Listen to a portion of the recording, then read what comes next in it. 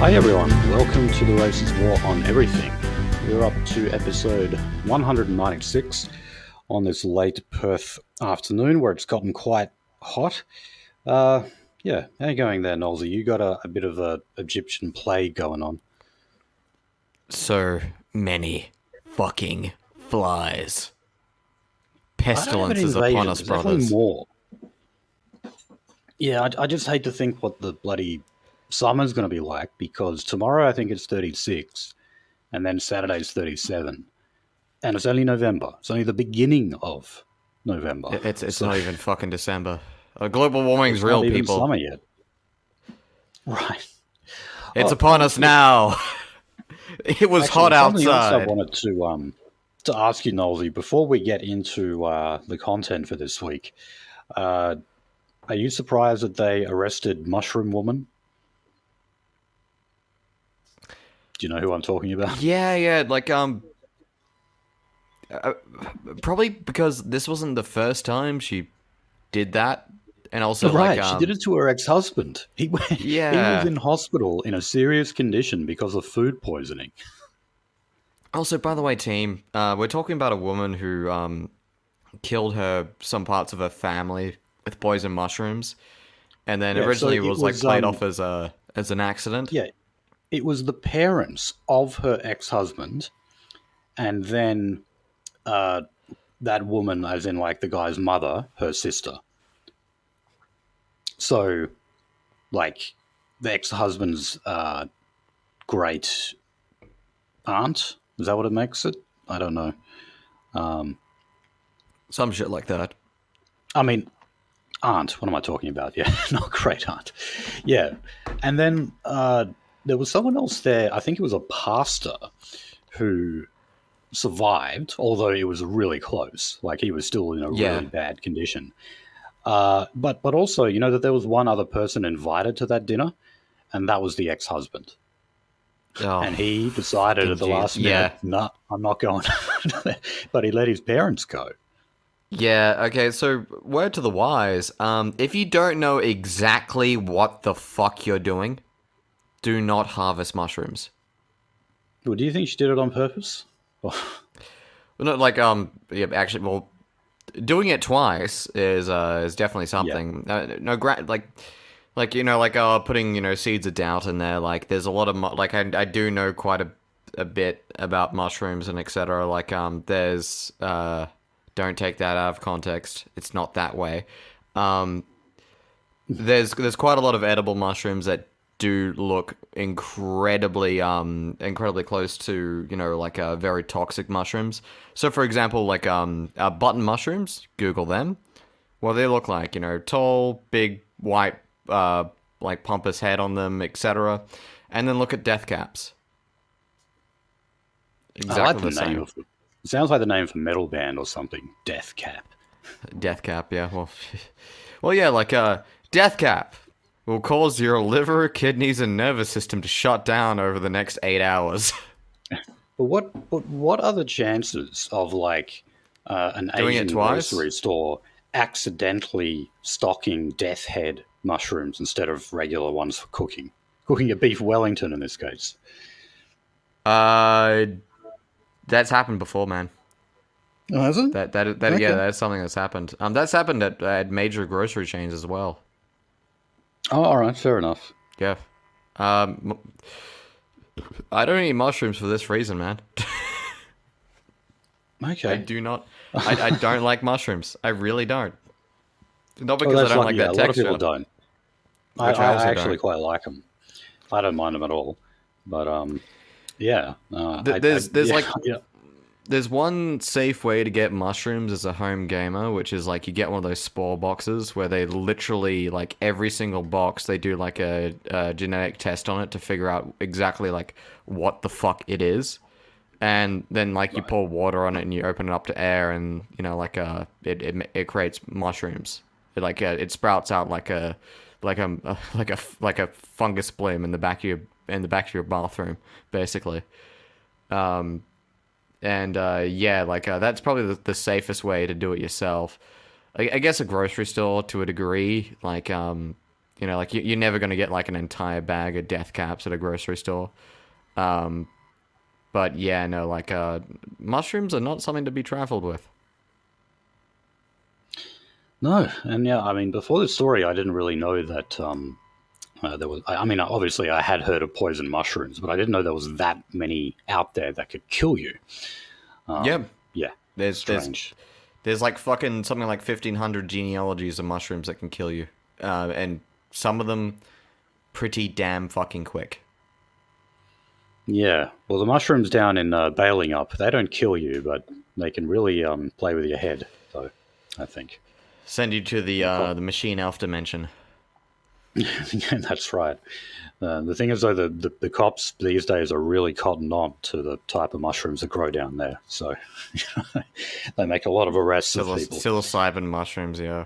Jesus. Yeah, in case people didn't work out what I was saying. Yeah. All right. Well, guys, we'll be covering all the usual stuff this week, of course.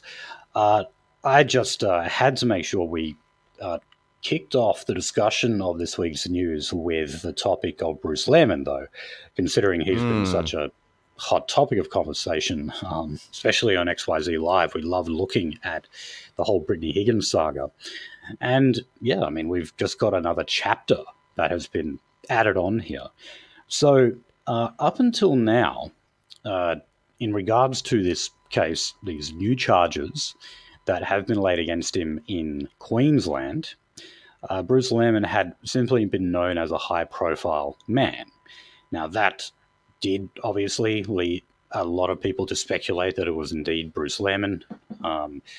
Maybe some people thought it was Christian Porter. You know, like, whenever people say stuff like this, they automatically kind of assume it's some other high-profile man who has other allegations against him. Yep. So, anyway, just like the details surrounding the identification that have only just come in a few days ago was that in October 3rd of this year, Queensland laws came into effect that allow the naming of people charged with sexual offences to be identified prior to committal proceedings. Now, at the time that the charges were laid against Lehrman, Queensland law banned the identification of anyone charged with rape until they were committed to stand trial. So now that he's headed towards committal hearings and the laws have been changed, he can be identified. Now, you can submit an appeal against it, though, and that is actually what had been happening. There were a number of appeals submitted by Lehrman's lawyers asking that his identity still remain secret. That was obviously rejected. The reason that the judge gave, or it might have been a magistrate gave for this, was that Lehrman had voluntarily made himself a public figure when he did a series of interviews this year. So the Channel 7 one was probably, I can't remember the name of that show now off the top of my head. It's like their version of 60 Minutes on Sunday. And that was like the first time I saw the mainstream media actually give Bruce Lehrman a fair shake, you know, like really get a chance to explain everything and go over details that the rest of the media was ignoring. So he also just did some little things after that, like he was on Sky News, for example. So the magistrate said, well, because of the fact that you've made yourself a media darling by going out doing all these interviews, that shows that there shouldn't be any problem with naming you here. I don't agree with that at all. Here we're talking about completely new charges. All of his media appearances to date have specifically been about defending himself against Brittany Higgins' allegations. They've had nothing to do with this. If he had been doing the media rounds over what he has been charged with in Queensland, then sure, I can understand that. But I just don't see the comparison when you were talking about two completely different cases. And further to that, just the fact that the laws never used to be that way is another reason why. All right. Up until now, we realized that it just wasn't fair and will be prejudicial to a jury or to the legal system as a whole that is prosecuting the case. The media always has undue influence, as we certainly know it did when Brittany Higgins was going after him. But anyway, what's he actually been accused of? It is eerily similar to what Brittany Higgins accused him of. He's been accused of not wanting to put a condom on during sex and having sex. So I guess that would be called stealthing, where you remove the condom without the person knowing. So that's what Julian Assange is accused of as well. I'm pretty sure in the Sweden allegations. The CIA whores. Yeah, but this woman, I'm not sure if we know her identity. Yeah, probably not. Is also coming up with the exact same story of he had sex with me while I was sleeping. I woke up, told him to stop, and he said no. So in that respect, it's exactly the same as what Brittany Higgins has accused him of. Now, I know that obviously it's early days, and we don't have all the relevant information presented to us to come to a firm conclusion or whatever. But I'm going to go out on a limb, put my clout down and say this is bullshit. Bullshit, yeah. Innocent of it. First of all, just because I think it's demonstrably been shown that he did not do anything to Brittany Higgins. Go back and listen to we did a deep dive on Brittany Higgins on XYZ Live. I suggest listening to that if you want to kind of hear the best reasons. But more importantly, he was accused of doing this stuff in October last year, right? Just over a year ago. And in October last year, the charges were still pending against him for what Brittany Higgins accused him of. Now, why the fuck, with an upcoming criminal trial about sexual assault, would you travel to Queensland and rape someone in the exact same fashion that you've been accused of in Canberra, and then come back home again? Because that's what they're saying. Even if he was guilty of what he did against Brittany Higgins, which I don't think he was, but if he was guilty, why would he be that stupid to fly to another state and rape someone again? I was going to say, like, even those Down syndrome rapists aren't that retarded. Right, which, you do get some of. So this blows me away. And yes, I'm sure, as his lawyers pointed out, that his mental health will take a toll here, which is what they were arguing. And I guess we'll have to wait. This will be a long, drawn-out process. The committal hearing is going to come up soon, and then we'll see whether or not this goes to a criminal trial. One thing is certain, this man will never work behind the doors of Canberra ever again. That fate was already sealed quite a while ago, though. But, if you wanted to be any surer. Okay, now, just related to that. So I already mentioned that the laws have changed in Queensland. Basically, let's say like there's the victim survivor, as they like to be called, and then there's the accused. This is obviously an example of the pendulum swinging in the favor of the victim survivor, so-called. We also had changes in the ACT, which were specifically made to increase the chances of finding a guilty verdict for Bruce Lehrman. We know this because as soon as the mistrial was heard, there was the mistrial declared after, documents were found in the possession of a juror. Immediately after that, those laws were rammed through the ACT Parliament. And that basically made it easier to prosecute. One of the things, for example, was that the victim, survivor, did not have to be cross-examined if they didn't want to. And in fact, they could make a pre-recorded statement for the court, so they didn't even have to appear in the court. Okay? And of course, we're always told that this is to do with re-traumatizing the victim and that kind of shit. What it really does is Really? make it very, very difficult for the defense lawyers to do their job, to ask the questions that they need to in order to defend their client. So there you go, there's two examples. Now, we've just had Mark Travis's office, who's the Attorney General, of course, has just issued a report that has been delivered to all of the state attorneys general regarding judicial reform to crack down on inappropriate questions from defense lawyers, for example. So this was an investigation that had previously been done into rape trials or just sexual assault trials. And we have this report now handed down.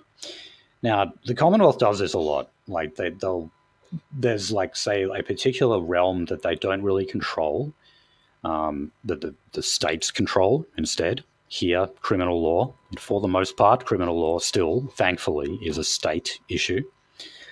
But they have other ways of doing what they call law harmonization. That means every state passes the exact same law, and more often than not, it's the law that the Commonwealth wants them to adopt.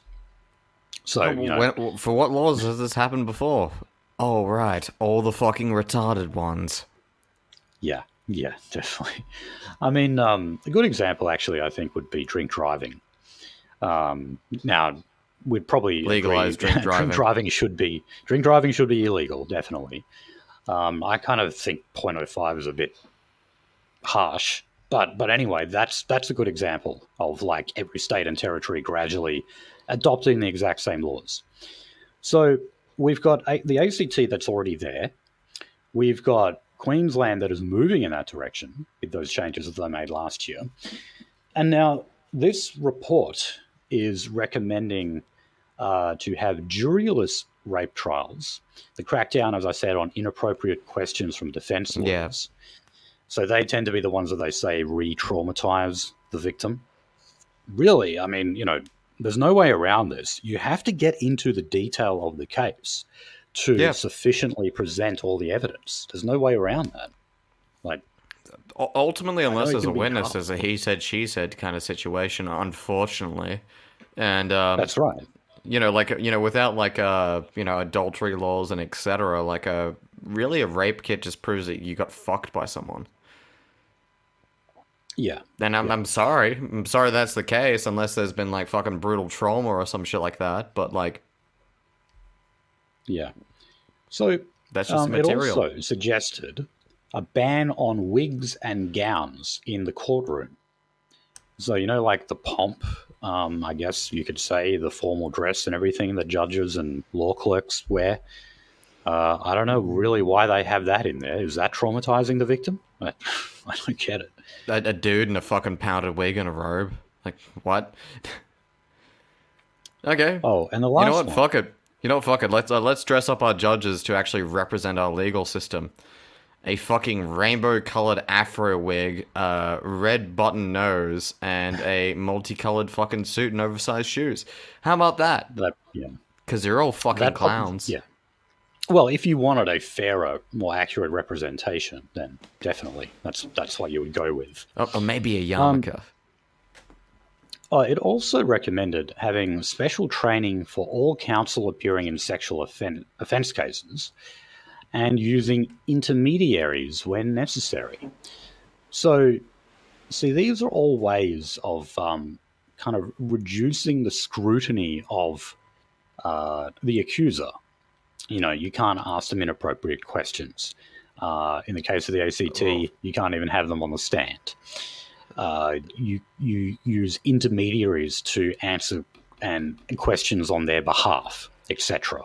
All of these indirect ways that stops the defense from actually getting to the crux of the issue and revealing the detail and the evidence that a jury, if they've got one, needs to hear. Also, like, so, can I make a note that, like, like sensitivity training or any kind of training whatsoever, let's call it what it actually fucking is. It's ideological priming. Right. Of course it is. That's what it is. And now we've got this. And we've got one state and one territory that has already enacted a lot of the recommendations of this report. How long is it till the other states fall in line? And remember, it's ALP across the board, and the Liberals in power in Tasmania, who look a hell of a lot like the Labor Party.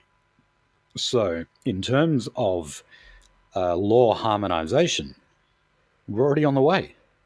Like, I hate to tell you, but it looks like these laws are probably coming your way, or at least some of them are, in the next few years.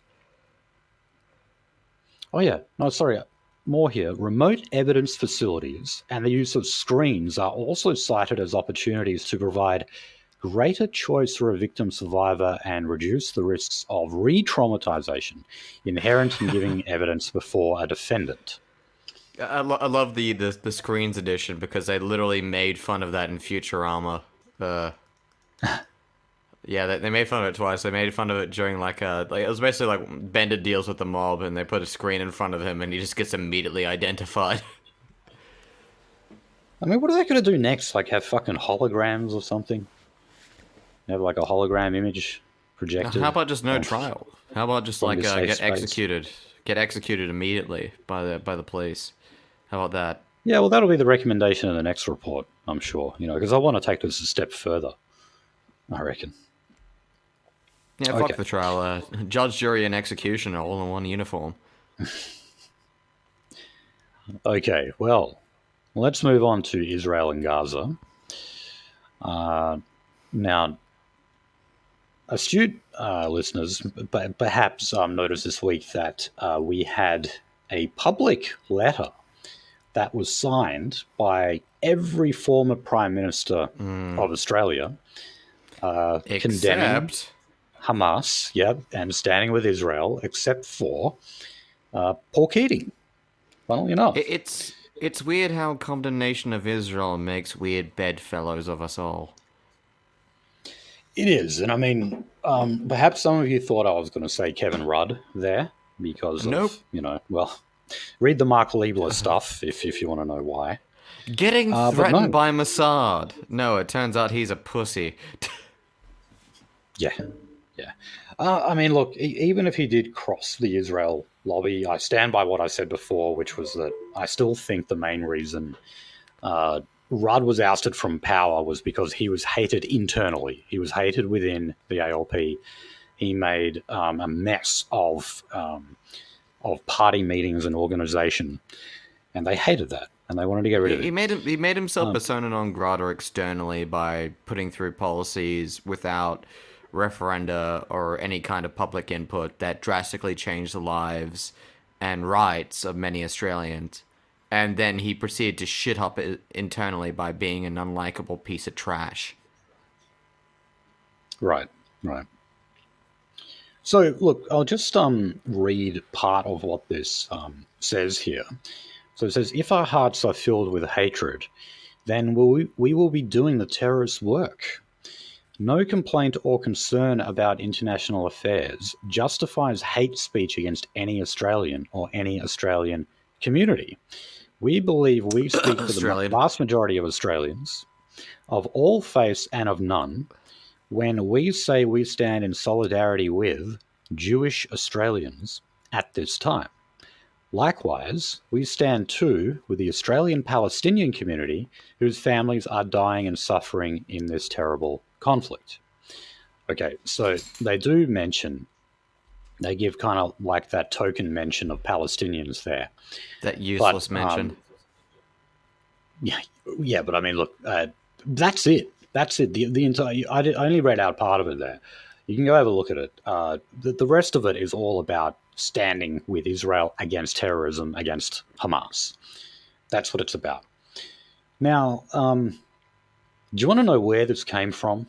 Where exactly, like, the idea of this statement came from? It came from Mark Liebler. Okay? It came from Mark Liebler and the Zionist Federation of Australia. This wasn't an accident.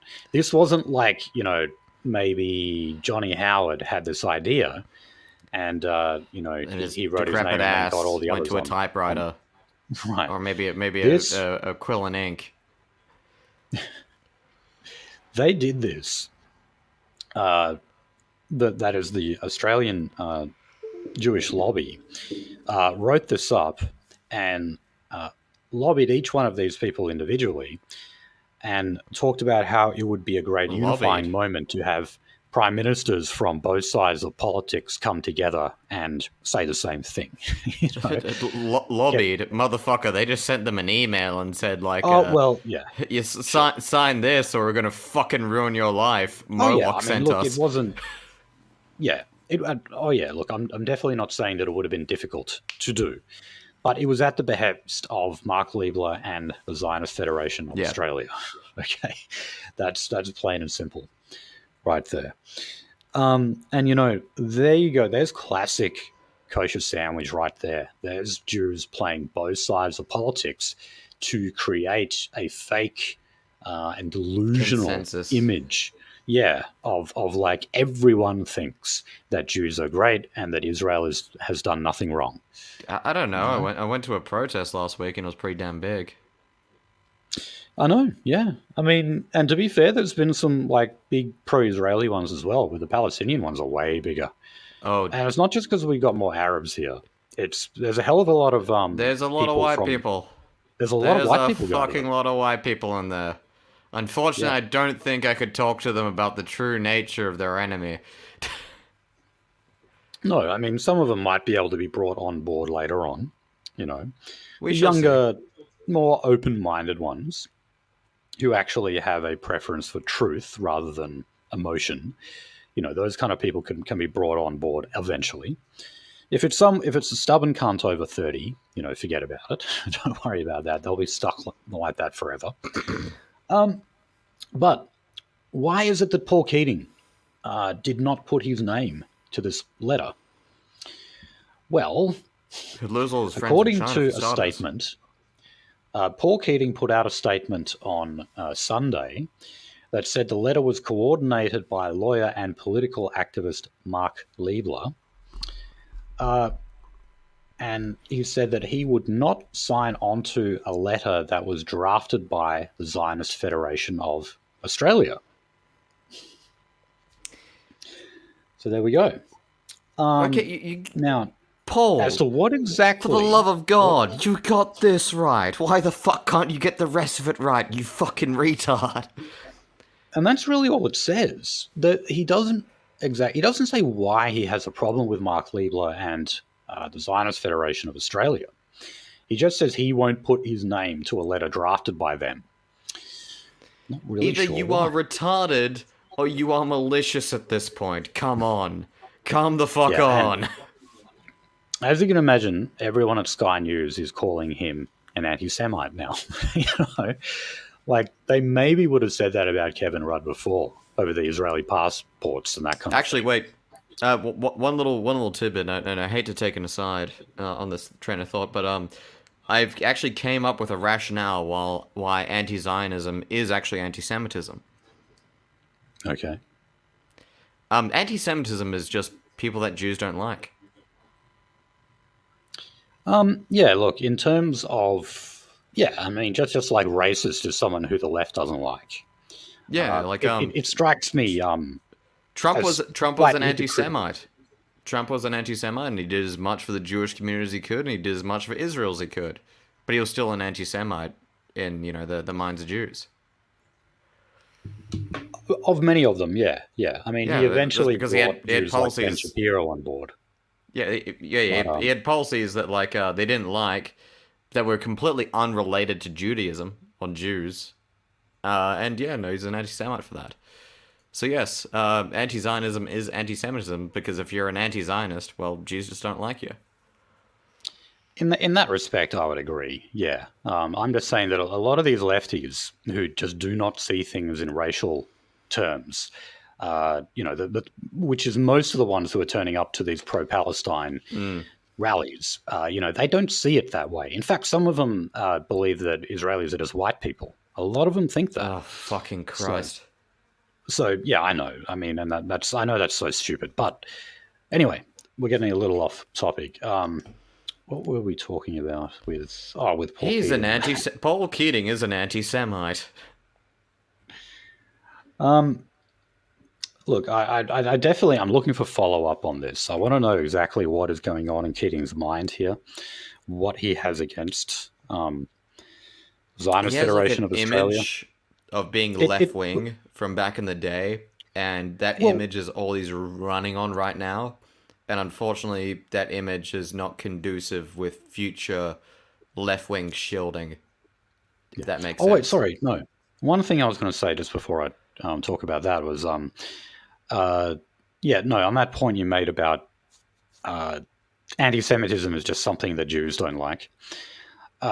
Conservatives are just as good at name calling in terms of anti-Semitism as the left are, and just generally calling people a racist.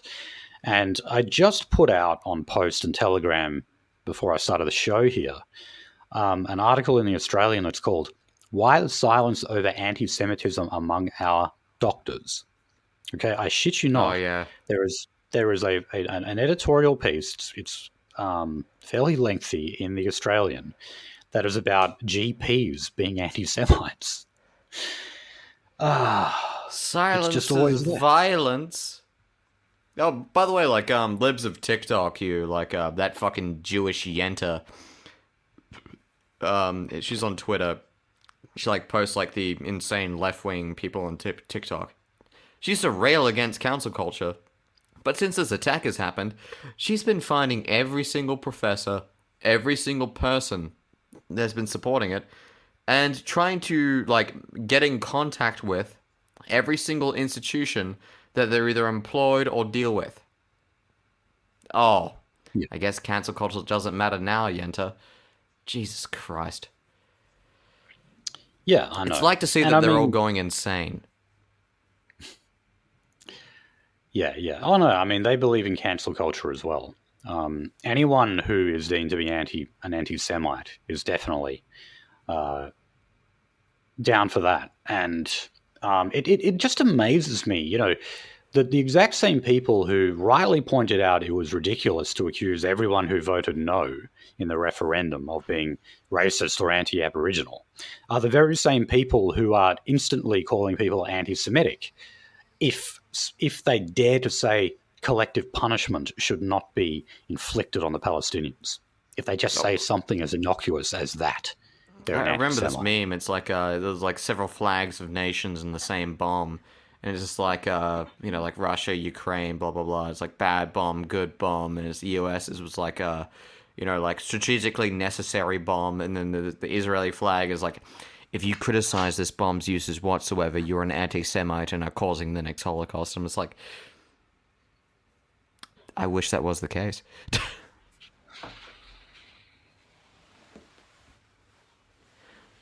But it isn't. Anyway. No. Now, look, the Zionist Federation of Australia put out a statement after this. It was written by Mark Liebler, actually. Oh, no, sorry. Jeremy Liebler, who is the brother, I Cousins? think. They're related anyway. Well, I mean, yeah, as in, They're all more closely related. than we might think. Yeah, I know. But yeah, I think they're actually like, man, I can't remember now, but definitely part of the Liebler family, as in, the prominent Australian Jewish activist family. A descendant So, of only 200 people, approximately 2,100 years ago. but anyway, this statement, this summarizes what I said about this being part of the kosher sandwich. It says Australia, that the joint statement of the prime ministers demonstrated Australia is a country that produces leaders of moral principle. The fact that the former prime ministers are from both major political parties highlights that the condemnation of Hamas and its terror campaign and support for Israel's right to defend itself transcends politics. There you go. Ah, yes. Um, Defend itself by committing war crimes. All right. but I like that term, saying that it transcends politics. I completely agree. I mean, in It terms of does. furthering Jewish interests, Jewish strategy transcends politics. Well, it's weird. We got like this binary party system, and they just all agree on this one founding principle. Oh wait, did I say founding? Fucking Christ! It's okay. You know, like tell me that we fucking live under a Zionist occupied government in less words. I challenge you. By the way, you won't. No. You will not. Okay, so we're going to move on to a bit of the Palestinian response to all of this stuff. So, directly related to that joint statement put out by the former prime ministers, you had the Australia Palestine Advocacy Network. It said that it was alarmed by the fact that a group of prime ministers had allowed themselves to be used by the pro-Israel lobby. And I guess Paul Keating would have to agree with them, wouldn't he? Considering he said no, not having any part of that. So they said, the statement's reference to Australian values of love and respect rings hollow, given that the former prime ministers failed to acknowledge the tens of thousands of Australians expressing their horror about Israel's behaviour, and ignored the anguish that many thousands of Palestinian Australians are currently feeling. Yeah, they're right. I went on. The prime ministers have failed in their duty as statespeople to equally uphold international law. Their significant platform should have been used to echo calls by the United Nations for an immediate ceasefire. And as we know, Benjamin Netanyahu is basically saying a ceasefire would be suicide for Israel right now, and it won't happen. It actually probably would be, and I'm hoping that my mind cannon becomes real because yeah, I don't know how much US carrier group is going to do when it's just bombarded by scud boats from all sides of the Mediterranean of the East.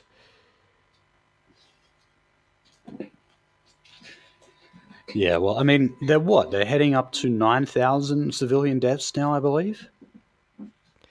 Yeah, and you know, I heard 8,000 coming home from work today.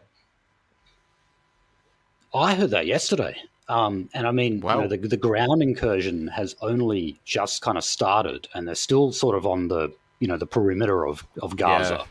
The major operations have not started yet. Just imagine how far the death toll is going to go once the full scale incursion actually happens. I was genuinely surprised that the bombing of the that refugee camp had like so few casualties considering how many people were fucking there. Like, oh my fucking god! But still, like the bombing of a fucking refugee camp, like. Even me, the most bloodthirsty fucking person you could imagine, if I was ever let off the leash and allowed legally with my own sovereignty in my own state, I would never do that. Like, holy fucking shit, that is terrible. That is genuinely terrible. Like, why the fuck would you do that? Yeah, and I mean, even the Israelis are claiming that they only got one Hamas militant in that strike. And I believe it was over 50 that were killed, which is a lot of people, as a result of that, have been saying, okay, it's almost like a calculation.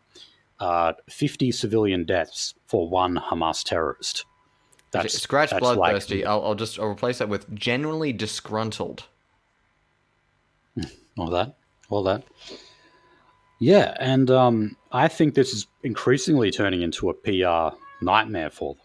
And the last time they were in Gaza, I believe, was in 2014.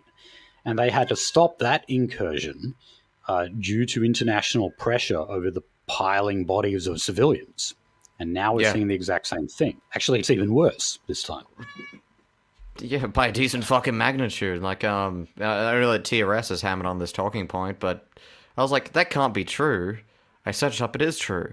Yes, Israel has dropped more equivalent tons of TNT on Gaza than the fucking Fat Man. Right. And by the way, Randbot on his streams, he's actually been doing some kind of cool stuff on this. I've listened in a few times. When you've been on as well, Nolsey. But there's been some good discussion on that. which it seemed unusually big brain for Rand's audience. You know? Well, he But has no, moments of clarity. he does. He does. Okay. Now, further to the Palestinian response here. You have lawyers acting on behalf of Palestinian Australians who are threatening legal action against the Prime Minister and other senior members of the government, so the cabinet, in other words. They are arguing that they have provided encouragement and moral support for alleged war crimes committed by Israel, right?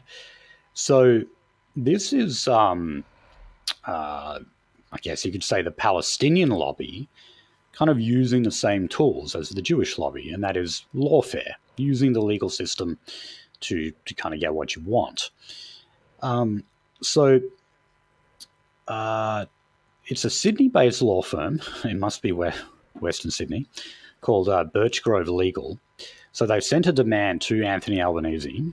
It says his government appears to have contravened domestic and international law over its position on Israel and has issued 7 demands to prevent the continuation of the legal action.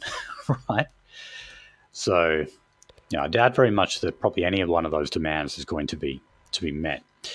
But they also said that they're considering that whether or not ministers have breached Section 18C of the Racial Discrimination Act by failing to uphold the human rights of Australians who remain trapped in Gaza, as well as inducing, encouraging, and authorising an environment of vilification, hate crimes, and hate incidents against Palestinian and Arab Australians.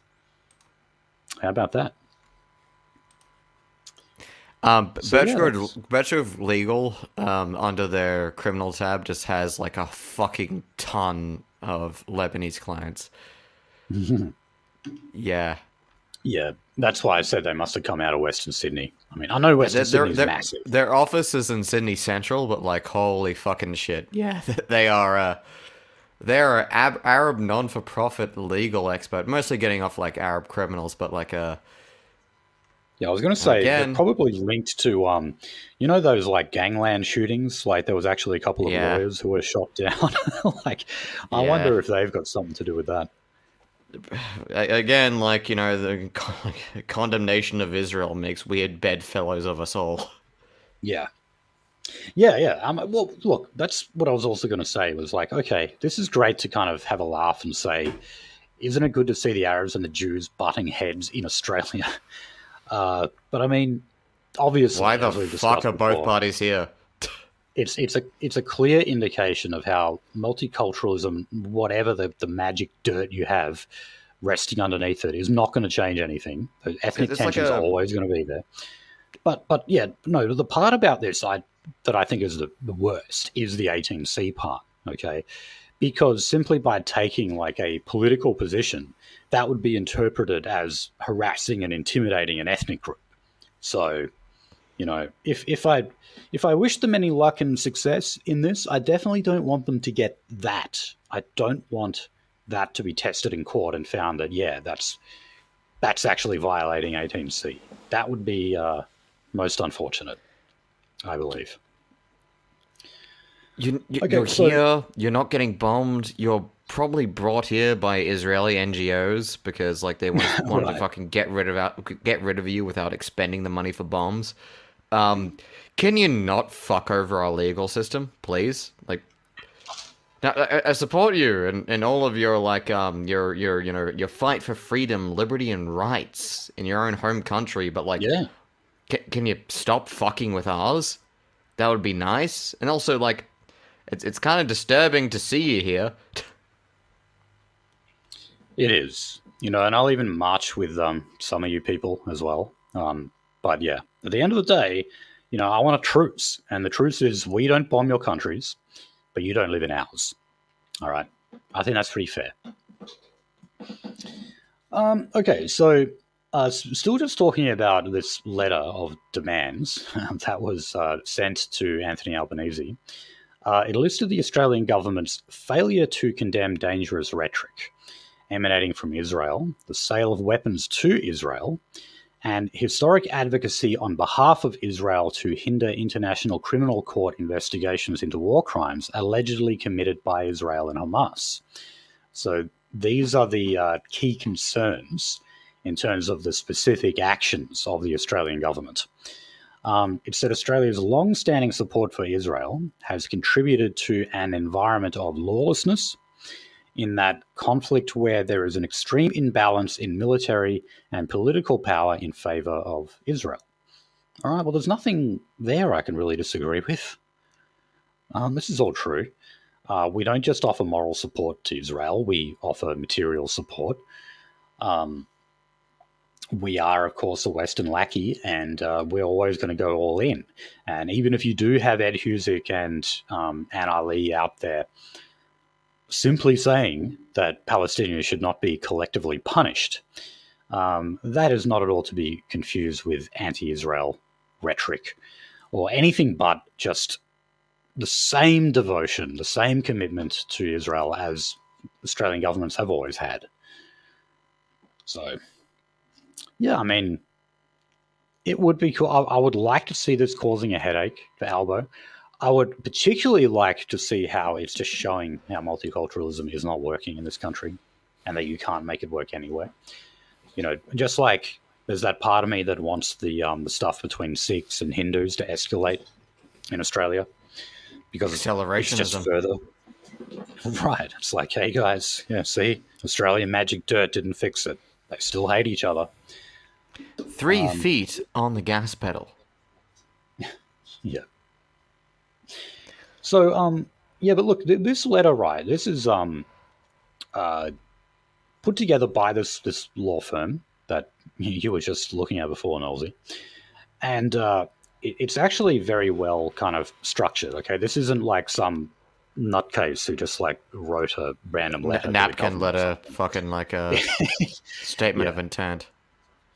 Right. So it actually refers, like it quotes public comments made by Anthony Albanese, Penny Wong, Richard Marles, and Claire O'Neill.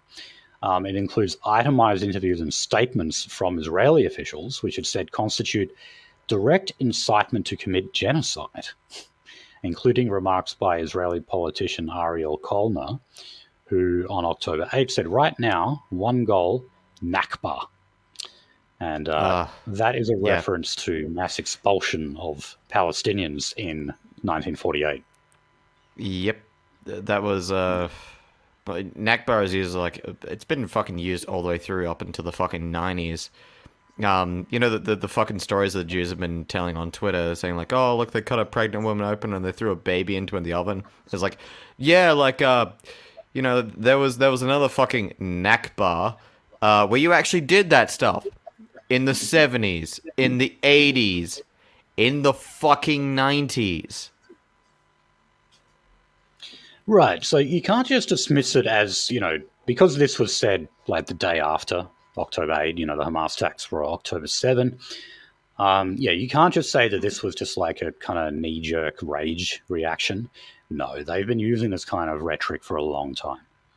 A long, long time. God fucking damn it. Okay, so look, we already talked about the rallies a bit. You had a pro-Israel one in Sydney the other day, which was specifically for the hostages. You know, there's around 200 hostages there. A lot of them have been, well, not a lot of them, but some have been released. And that they say that that's being negotiated with Qatar. They're sort of being the middlemen here, like the intermediaries between Israel and the Palestinian Authority in negotiating the release of some of these hostages. So what you had here, the reason why I would otherwise have just skipped this story, but what I just kind of found comical about this place, which was in Martin Place in the CBD in Sydney, was they used pairs of shoes and prams lining the concrete, right, to represent those Israeli civilians who had been kidnapped on October 7th. They're going to turn this into an art installation, aren't they? Oh my god. That's what it looked like. Oh my fucking god. What is it with them and using empty shoes all the time? And getting Japanese people to eat out of them. Dude. They always have to be so Dude. showy. Oh, that's their fucking business, Finian. Show business. It's all a show. The morality, their fucking humanity. Oh my fucking god, it's all a show. It's all a brand. Fuck me. These eternal It's all merchants. choreographed. It's all stage managed. And this was no exception. The Palestinian ones have been very straightforward. Come out with signs and flags and chants. Stop killing us. Here's literally the fucking, like, straight up evidence that you're fucking killing us. Stop doing this. Right. Him, it's like here's my AI generated image of a beef brisket. Okay, now we still have, as we know, there's a number of Australians in Gaza. I believe that Egypt is now they've got sort of a controlled border with Gaza, and they're letting some of them through, in very small numbers though. But we've also still got a number of citizens in Lebanon.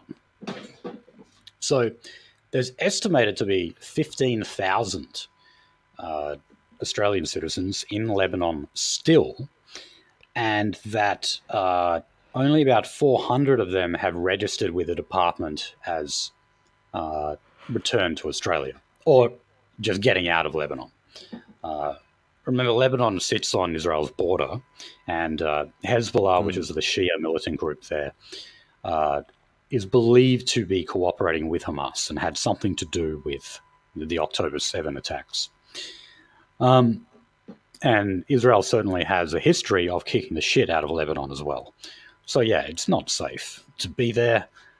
But I would also say that, part of the reason why maybe some of the so-called Australians are not coming back is because the Lebs are like the most likely ones to have, say, been raised in a Western country and then go back to the Middle East to fight, some kind of jihad, some kind of cause for Muslim people. The best example would have to be the Syrian civil war. When we talked about Syrian Australians, or Australians involved with, say, ISIS or other groups involved in the Syrian civil war, we were really mainly talking about Lebanese people from Western Sydney. I just invite people to go and watch any of these documentaries where they interviewed some of the women, for example, who went there, the ones that were called ISIS brides. They're all Lebanese originally. Most of them are Australian born. They have that kind of fat pizza accent on them. Yeah, the terrible walk accent. Yeah. And I remember talking to a Syrian girl about this, and she said, they're like all the ones who come from Western Sydney and wear Adidas tracksuits. And, they started, the earlier part of their life was to do with being in a gang and selling drugs and stuff. And then they kind of turn full Islamic later on. So I would say that there's a good proportion of these Australian citizens who are basically just radicalized Lebanese Muslims, and they want to stay there and they want to fight the Israelis. And to that, I say, good on you, but just don't come back here, please. Okay? Fuck what the department is telling you with the travel advice. Stay there and be a martyr. Be a warrior for Allah. A soldier. Yeah. And just be a soldier over there. And I honestly wish you no harm in doing that. I wish you good fortune. I would like to see you succeed. So yeah. Bismillah. May Allah shine upon you. All right. So look, last story here. In New South Wales, still, the Premier Chris Minns has admitted that he made a mistake. So this might have been in the Senate estimates or the equivalent for state parliament there. He was asked a number of questions to do with the the rallies that had taken place, the pro-Palestine ones. So he said that he regrets not taking the threat from the pro-Palestine protests more seriously. So, as we covered last week, New South Wales police, as soon as they heard about the Opera House was going to be lit up in the colours of the Israeli flag, they immediately thought, oh shit, you're going to stir up all the Arabs here. You're going to stir up all of those fat pizza lebs that I was just talking about in Western Sydney. And sure enough, it did. They knew instantly that as a security threat, it's going to heighten tensions. It may not heighten the risk of terrorism, but it would heighten the risk of sporadic violence. And yeah, I wouldn't doubt that. So he says Chris Minns says he should have taken that threat seriously. He said, there were literally scores of calls between my Chief of Staff, New South Wales Police, the Minister for Police, the Minister for Multiculturalism, but generally speaking, yes, I was made aware of it. That is the threat. I made an error there. It should have been the case that once the decision was made to light up the Opera House, that there was a decision by the government to give the Jewish community in particular an opportunity to commemorate and mourn the death of so many innocent children. Because remember, what actually happened was New South Wales police told Sydney Jews to stay at home because they feared a clash between them and the pro-Palestine protesters. And yeah, that's called ethnic conflict. I don't doubt it for a second. Wow. But at the same time, the pro-Palestine demonstrators would have been under threat as well. Okay. Oh yeah. They didn't want two warring factions going at it outside the Opera House. I mean, to be fair, I would like if I was to protest and have like some violent opposition, I think Israelis would probably be like, my gun to my head pick.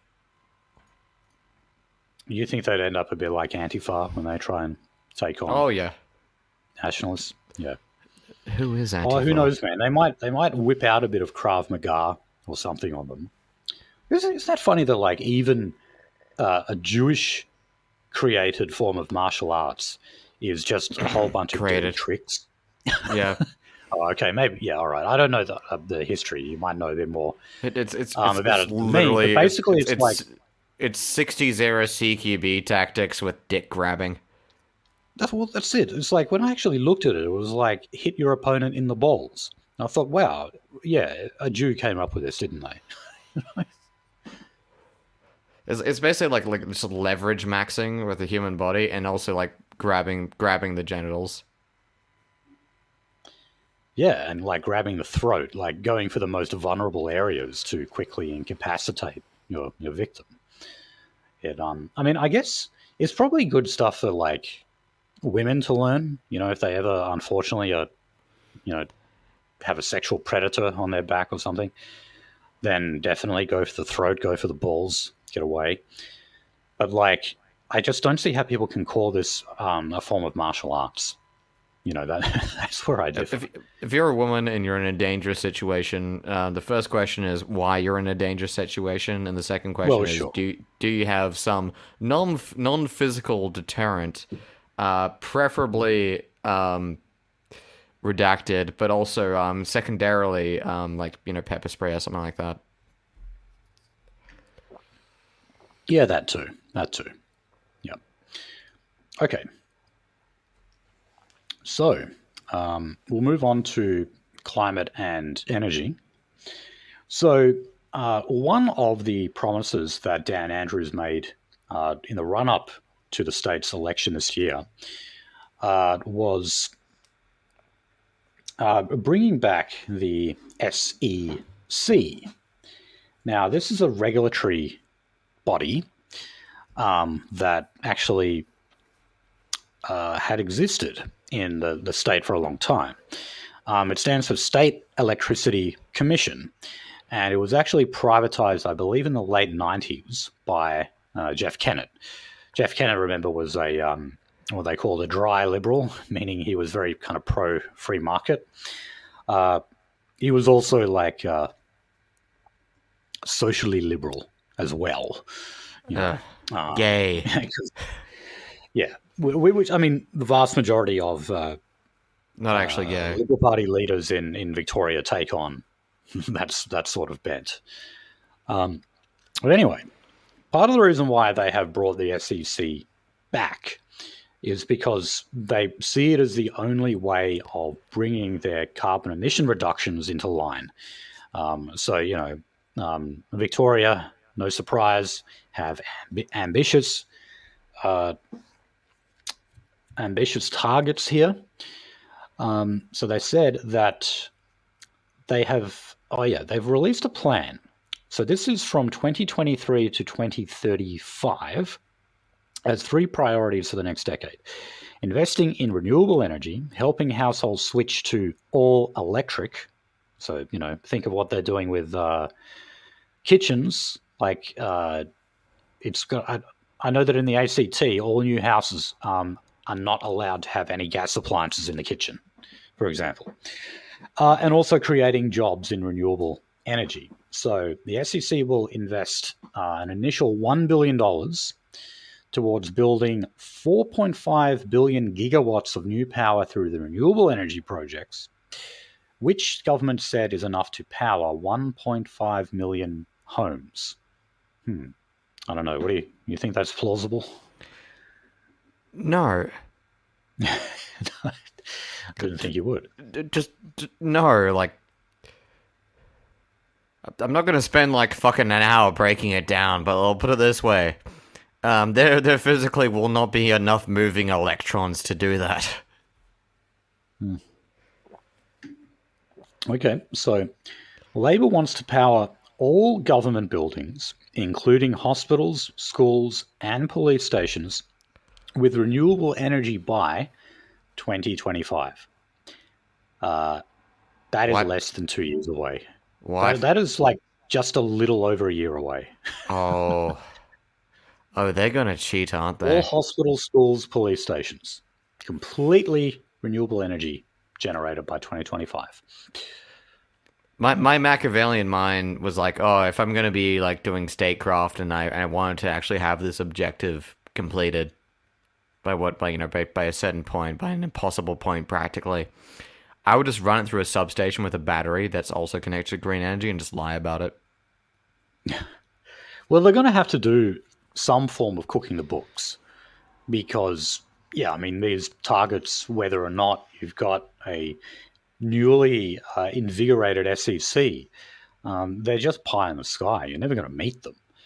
So, yeah, somehow this magical public regulatory body is not going to help you magically snap your fingers and make all this stuff work.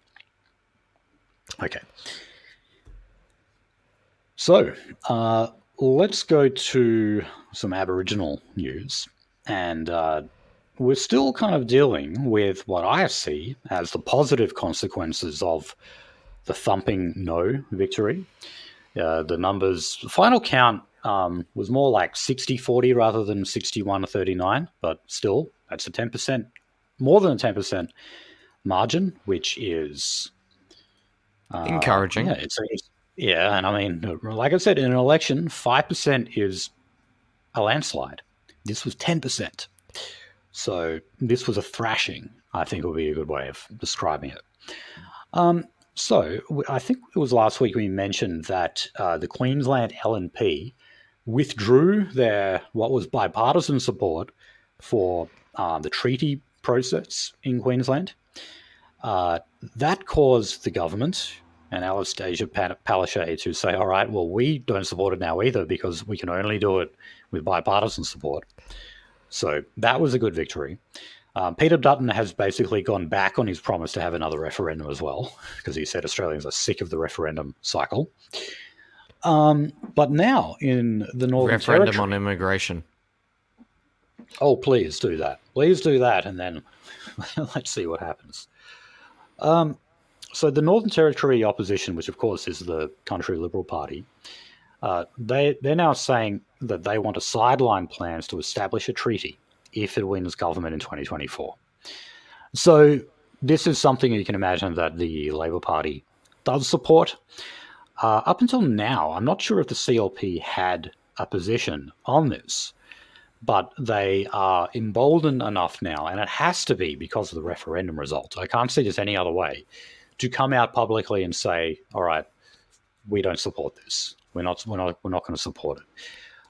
Instead, I mean, look, unfortunately, they're still doing the typical conservative thing where they're saying, we will be the ones to implement real policies that positively affect the Aboriginal community.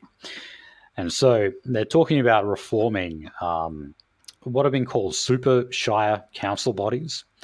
So these were created by Labor in 2008. And it was basically just 70 small local community councils amalgamated into 8. And that was said to have created a leadership vacuum in those communities. So they want to kind of break them down again. They want to decentralize them.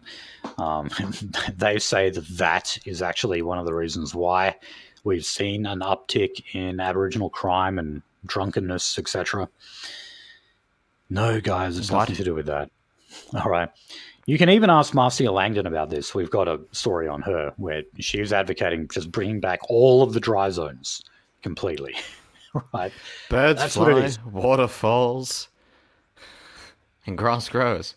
And Aboriginals, they get drunk and beat each other. Yeah. But I mean, look, this kind of shows that at least for the Liberal Party and the National Party, the thumping no victory has sort of pulled them to the right on these issues. It's made them less cucky, and that's great. If only we could continue to beat them and beat them again with like in an abstract concept, beat them with like the actual population's understanding of the issues. But unfortunately, I guess we're over the referendum cycle. Yeah, but I mean, also, wouldn't it be much nicer if the Libs and the Nats could actually just take the lead on these issues rather than always having their eye on the polls? Yeah. Why can't they just have their own position and argue and execute it and not have to worry about opinion polls and everything? Man, I love being under the delusion that we actually have 2 political parties. Okay. My life would be so much easier. In Victoria, some people might not have heard that they actually adopted cultural heritage laws in 2007. These were not quite like the controversial laws that we recently just scrapped here in WA. Our stuff was really to do with farmland and how it would be really, really difficult to develop farmland and do a whole bunch with your property and maintain farmland without causing, some form of cultural depreciation of some kind. And you'd literally have to hire someone to come over and do a cultural evaluation of your property. These laws in Victoria, they mainly are about public places like where rock climbers go. Big rocks that you climb up. I know nothing about rock climbing because you haven't tell. But, a lot of these places are said, of course, to be sacred sites and to hold significant cultural value for various Aboriginal tribes. Now, it turns out that ever since 2007, there's only been 6 prosecutions the whole time. But those prosecutions have been bloody significant. So the highest profile, this was in 2017, you had an elderly farmer who pled guilty to causing harm to Aboriginal cultural heritage by extracting sand from a quarry on his farm. What? What? Oh, yeah. Extracting sand from a quarry on his farm. That was one of them, okay? So you can see here it does still somewhat relate to farmers, but I think he might have been the only one who did. So other fines and prosecutions include, you had a 2010 fine of $2,500 for an offender who was found guilty of offering Aboriginal objects for sale. A person pled guilty in 2013 to unlawful possession of ancestral remains. A person hindered an investigation in 2017 and was given a 12-month good behaviour bond. And in the same year, a person pleaded guilty to harming heritage and was fined $7,500 without conviction. Now, the actual maximum that they can mete out for this is $346,000. There has been one penalty of $35,000. Oh yeah, that's the one. That guy who extracted the sand on his farm, he got $35,000 fine for that. Damn. What? That's got to hurt. Sand? Yeah. In 2017. So yeah, so even though there was only 6 cases, they were pretty damn significant, and it shows just how harsh these laws can be. All right. Jesus fucking Christ. Okay. All right, so the next story here. I probably could have put this under IR, but anyway. This is here in WA. The WA government is required to pay $200 million to settle a class action lawsuit. So this was brought on behalf of, we're told, thousands of Aboriginal Australians who had their wages withheld while they were subject to onerous legislation.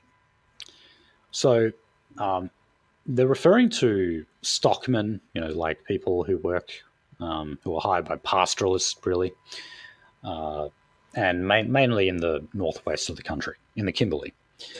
So the action was brought by Kimberley stockman and the acclaimed artist, this is how the ABC describes it, Mervyn Street, 72 years old, who worked on stations for most of his life and was not paid a wage until he reached his 30s. So, up until that point, I guess they were just given board and food, rations, tobacco, whatever else they wanted. They were paid in that way. Wage. Yeah, right, yeah. So this actually concerned a policy that was in place between 1936 and 1972 that allowed the state government to withhold up to 75% of an Aboriginal person's wage. Now, I admit I have not done the research on this, and I would really like to, because I'm getting all this from the ABC. And whenever we talk about a policy that was in place for Aboriginal people, like counting them as fauna, it's usually bullshit. All right? So that's why I know just from reading that, that's a long time period, that there has to be more to the story than that. So anyway, Shine Lawyers, and I have to investigate them too. They confirmed that Shine Lawyers. Yeah. Jesus. The government has agreed to settle.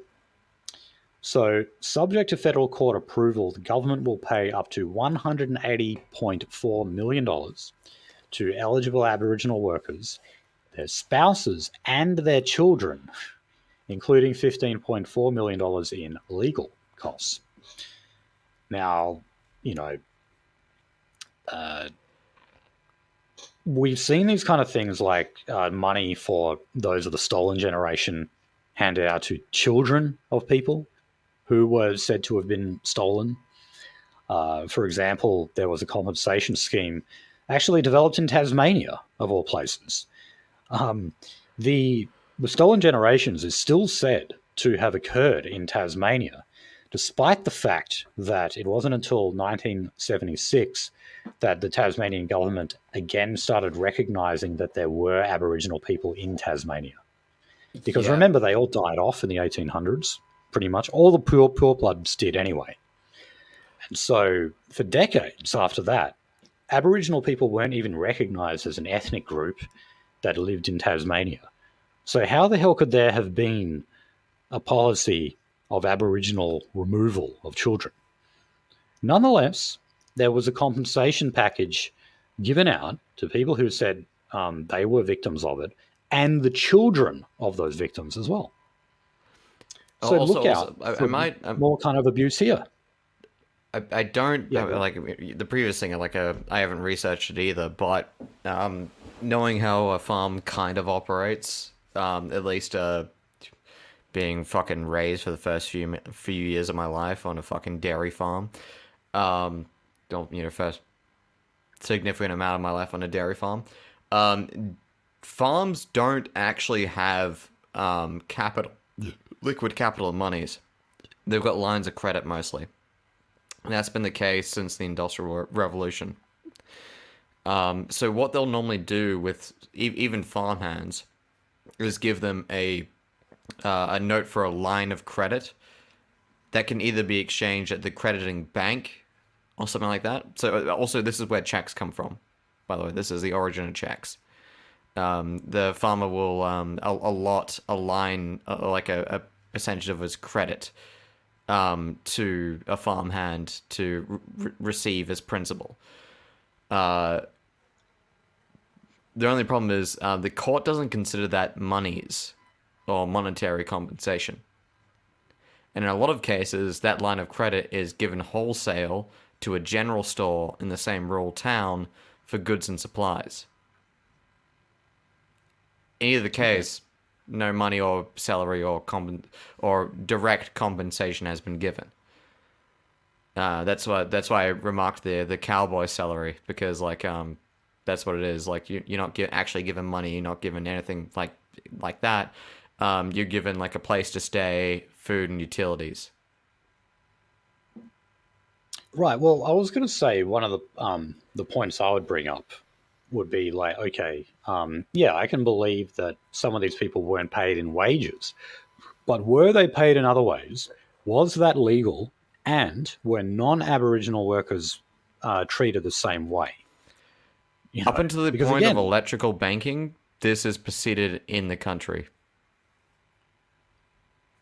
so yes, in other words, like, Yeah. yeah. So, Otherwise, you would have to consider every farmhand from,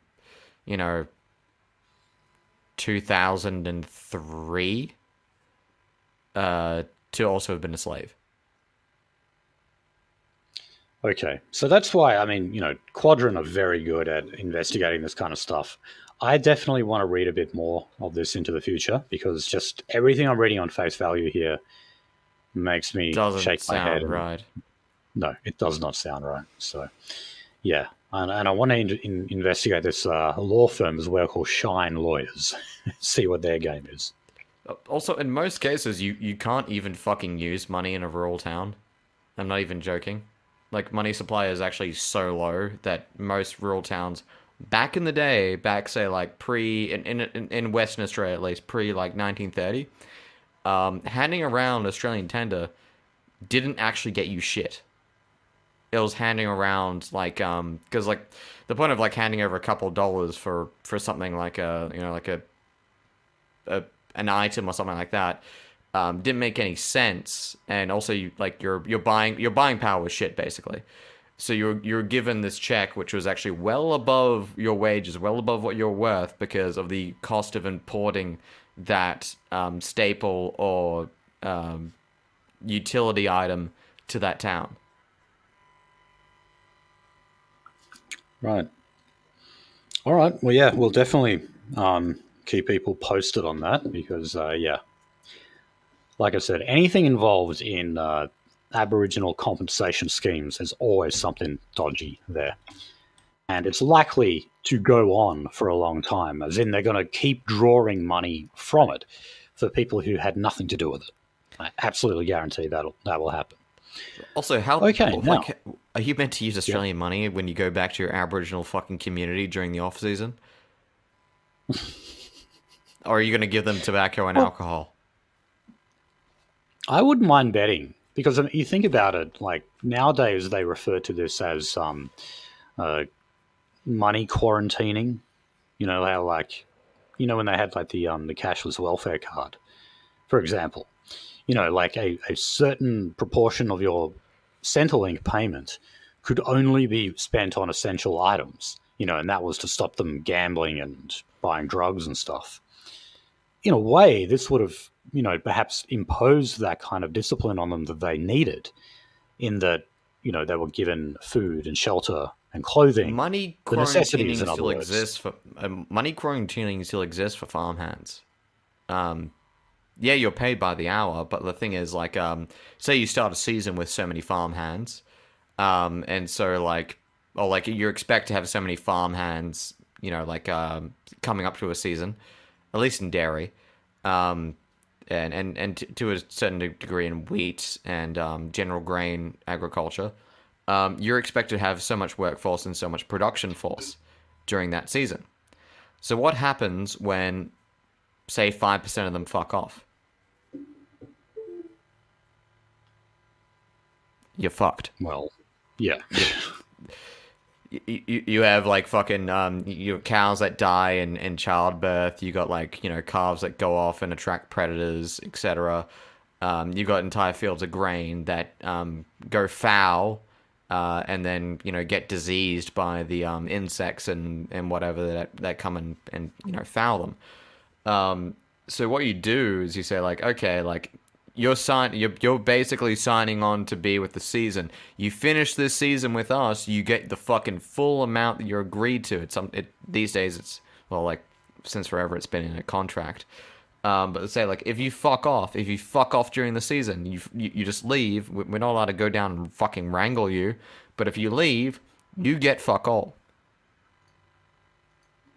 Yeah. I mean, that sounds like a good incentive system in a way.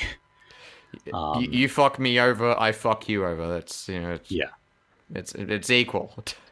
Yeah, it's a bit of insurance. But no, that happens with everyone. Like, if you go down right now, to like Harvey or basically the grain or dairy belt or grain belt or wherever, when you sign that contract, there will be a stipulation saying that, hey, if you fuck off during the season, we will garnish your fucking wages. We will not send you the full amount of the wages you're actually earn during those hours. It's not illegal because we're stating it to you up front. The contract that you're signing as a contractor is that you will be here for the full fucking season to not destroy our property, crop, livestock. Right. Okay. The last bit of Aboriginal news we have, I mentioned this earlier. Marcia Langdon has renewed her calls for alcohol restrictions throughout the Northern Territory. Now, this is at a coronial inquest into the deaths of 4 Aboriginal women in the Territory. All 4 of them were killed by their partners after suffering domestic abuse from them for years. And, one night they just go too far. Now, it's certainly more than 4, but these are the ones that have caught the coroner's eye. Yeah. And they've had a lot of, star witnesses, I guess you say, who have been brought forward. One of them is Marcia Langdon. She said that uniform alcohol restrictions across the Northern Territory should be considered an absolutely necessary public health measure. She also said that she did not believe alcohol restrictions were racially discriminatory when aimed at protecting vulnerable people from violence. So there you go.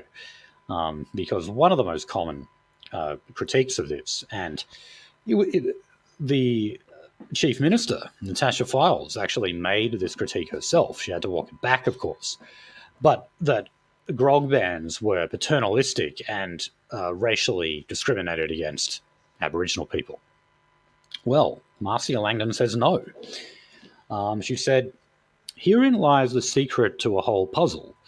You have to have alcohol restrictions in place at all times, no exceptions. The restrictions need to be uniform across the jurisdiction, not severe in Aboriginal areas and then open season in the towns." Okay, now, this here is another example of why we can't have nice things. Just like when there was that huge petition to stop a Dan Murphy's from opening I can't remember. It was somewhere in the Northern Territory. The reason why is because they know what's going to happen. When you increase the alcohol supply in an area that has a large Aboriginal population, violence is guaranteed to go up. It is going to go up. If you open a Dan Murphy's in a place with a lot of white people, everything's going to stay the same. Okay? We have the agency to actually use alcohol in moderate amounts and with responsibility. Aboriginal people do not. So she says, as a way of One of the making clerks sure at my local Dan Murphy's like knew who I was, and now I feel embarrassed. Or like you know, like it was like, oh, I recognize you. I'm just like, oh my fucking god, yeah, okay, this is a problem. Yeah, I remember that happened once. I got like an ID check, and then another bloke went, no, don't worry, you don't need to check his ID. He's always here. And I thought, oh, fuck, really? Oh fucking You Christ! recognize me? Yeah.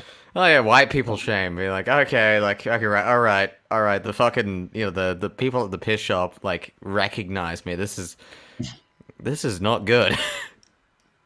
This, well, in my defense, was back when I was like 21, though. This is a long time ago that happened. But anyway, so yeah, Marcia Langdon is like, obviously she supports these grog bans. That's plain enough. But she's saying, as a way to make sure it's not discriminatory against Aboriginal people, that the same bans have to apply to white people, right?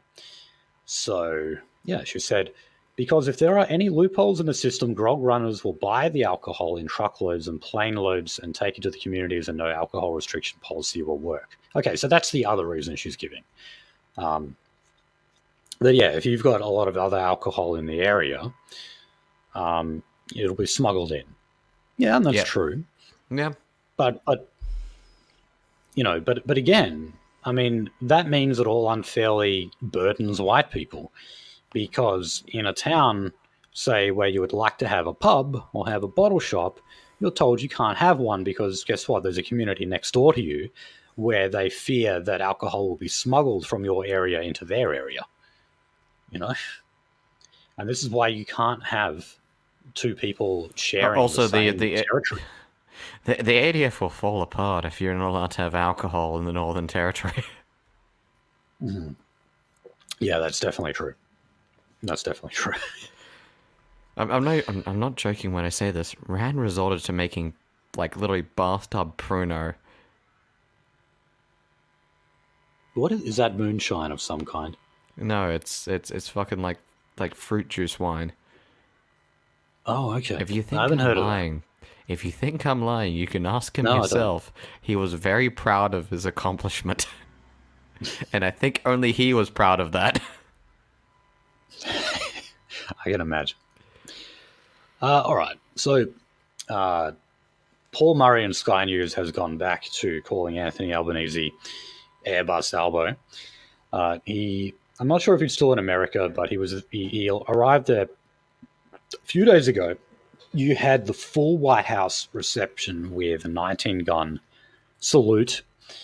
Apparently, the length that they went to has only been afforded to 3 other state leaders during Joe Biden's time in office. So it's supposed to kind of demonstrate what a stalwart Australia is in the US-Australia alliance, even though we're really just a pissy middle power. So what were some of the things that were brought up here? The address was used by Joe Biden to basically tell Australia not to trust China, or not to trust them to the extent that maybe we are at the moment. I'm sure Biden is aware that the trade war between China and Australia is thawing. And by the way, if he's not there already, I know that Anthony Albanese's next stopover is in China. And they're said to be using that opportunity. Well, look, what is widely rumored to happen when he's there is all of those tit for tat trade restrictions that were put in place during the trade war are going to be repealed. As we know, like that extra tariff they put on wine was repealed not long ago. So they're expected to just say, okay, it's all over now. We go back to the way things were before. So Biden is saying, be wary of them. Be wary of what they're doing in, say, countries like the Solomon Islands, where they're increasing their military presence. And they're giving an increased amount of aid to the Solomon Islands and Pacific Island nations. I don't think Albo really needs to be told that. I think he's well aware of it. But one other thing that Albo said that he did bring up was Julian Assange. Because I know the other day John Pilger wrote an article saying that, like, America is one step closer to getting their hands on Assange because, they keep getting rebuked in the UK courts, even though they're able to kind of continuously delay proceedings. They're not stopping the US from pushing and getting what it wants in terms of eventually extraditing him there. So that's why there is a lot of external pressure, including from people you might not expect, like Barnaby Joyce, for example. Barnaby Joyce was part of a delegation, putting pressure on the United States to drop all charges against Julian Assange and let him go free. Now, Albo will not tell us, though, exactly what he said, other than he has this sort of like vague support of letting Julian Assange go. And dare I say that's just because that's what the public at large want. There's not many people who think Julian Assange should be tried for espionage or face a jail term. And maybe if they do, they'll say, well, look, hasn't he been locked up long enough? I mean, if you go back, the time that he started in home detention, albeit that was like a mansion he was in, that's like 10 years ago now. He's been locked up in confined areas, whether it's a house, an embassy, or a jail cell. He's been confined to those small spaces for about 10 years now. It's really gone on long enough. It's worse than like what happened with David Hicks. He never sees a courtroom. I hate to imagine what his mental state is actually like at the moment.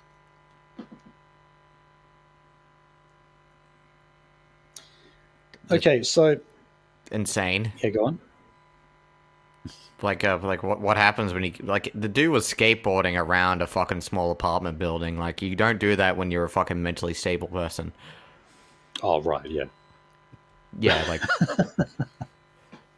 he functionally got kicked out of the Ecuadorian embassy for being like a fucking loud nuisance. Yeah, that's kind of the way it went down in the end. And he certainly didn't go quietly. No, he didn't. But yeah, if you're skateboarding around an apartment building, like, you really have to ask yourself, how did your last conversation with the shadow demon go? Okay, so look, something else that was interesting that came out of this, the initial reception that Albo got when he arrived was University of Canberra Chancellor. He was also a very prominent Indigenous leader, Tom Calma, was the only Australian in Albo's entourage that was singled out by Joe Biden for a lengthy chat during the ceremony. So, this lengthy chat that he had was to discuss their 2016 encounter in Sydney and the US government's commitment to Indigenous business and procurement, right? So a new US-Australia Strategic Cooperation Alliance focused on innovation released by Mr. Biden and the Prime Minister includes initiatives to drive greater collaboration between Native Americans and Aboriginal and Torres Strait Islander people. So Tom Calma, this Indigenous leader and University of Canberra Chancellor, he said regarding the chat, It was good. It was a brief reminiscence of when he was down in 2016 and vice president, and I had dinner with him down in Sydney. And he recalled that. So he has to point out, yeah, Biden actually remembered this. Biden remembered something from 2016. Are we just full on to admitting that like he had fucking like because there was like a leak story by like some like butt hugging fucking like child of a multi-millionaire kid. So like, hey, look, we're literally being told to go to doctors and put symptoms in to give us like early, like a diagnosis of early onset Alzheimer's, so we can like get medication under our names for the president. Oh God. Yeah, I mean, well, it's looking like we're going to get a Biden-Trump rematch, though. Like, as bad as Joe Biden seems to Jesus get, fucking Christ, that's happening next year. Yeah. Okay, so look, this statement. So this was the US-Australia Joint Leaders Statement. This included these words: "We acknowledge the richly diverse cultures of Indigenous peoples in the United States and Australia, and both governments reiterate our commitment to working in partnership with Native Hawaiians, Native American tribes, and First Nations peoples. We have also committed to work together and in genuine partnership with Indigenous business and stakeholders from both the United States and Australia to grow opportunities for our Indigenous peoples to enjoy the economic prosperity created by our two-way trade and investment.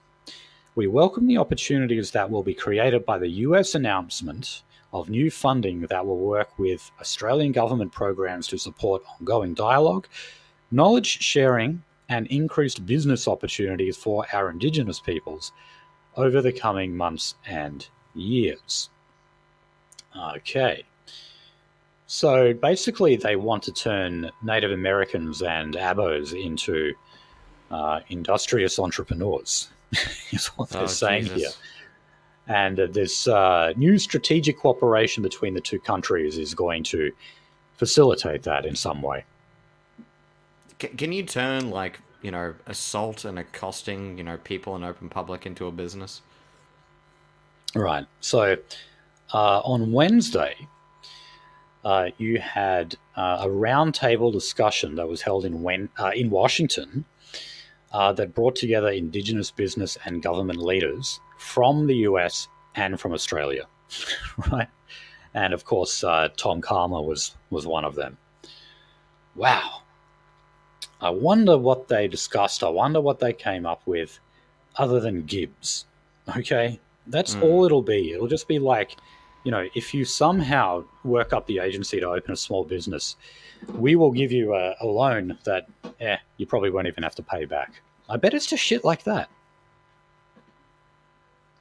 Well, like, if I'm administering a whole bunch of fucking, like, people who are, clinically proven to be on average 2 standard deviations below clinically retarded, yeah, if I was doing that, I'd guess I'll just have to do that, man. Like, I guess that's how I'm just gonna have to fucking. I can't even stop myself from laughing. Yeah, that's gonna be how it's gonna be. Like, the 0% interest rate, basically fucking like endless bond payment.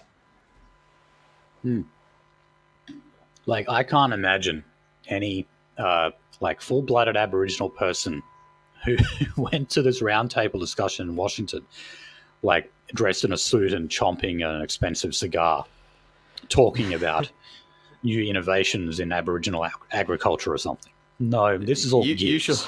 That's all it is. You shall pay for my webcam, and I'm gonna spend the entire day on Omegle fingering my butthole.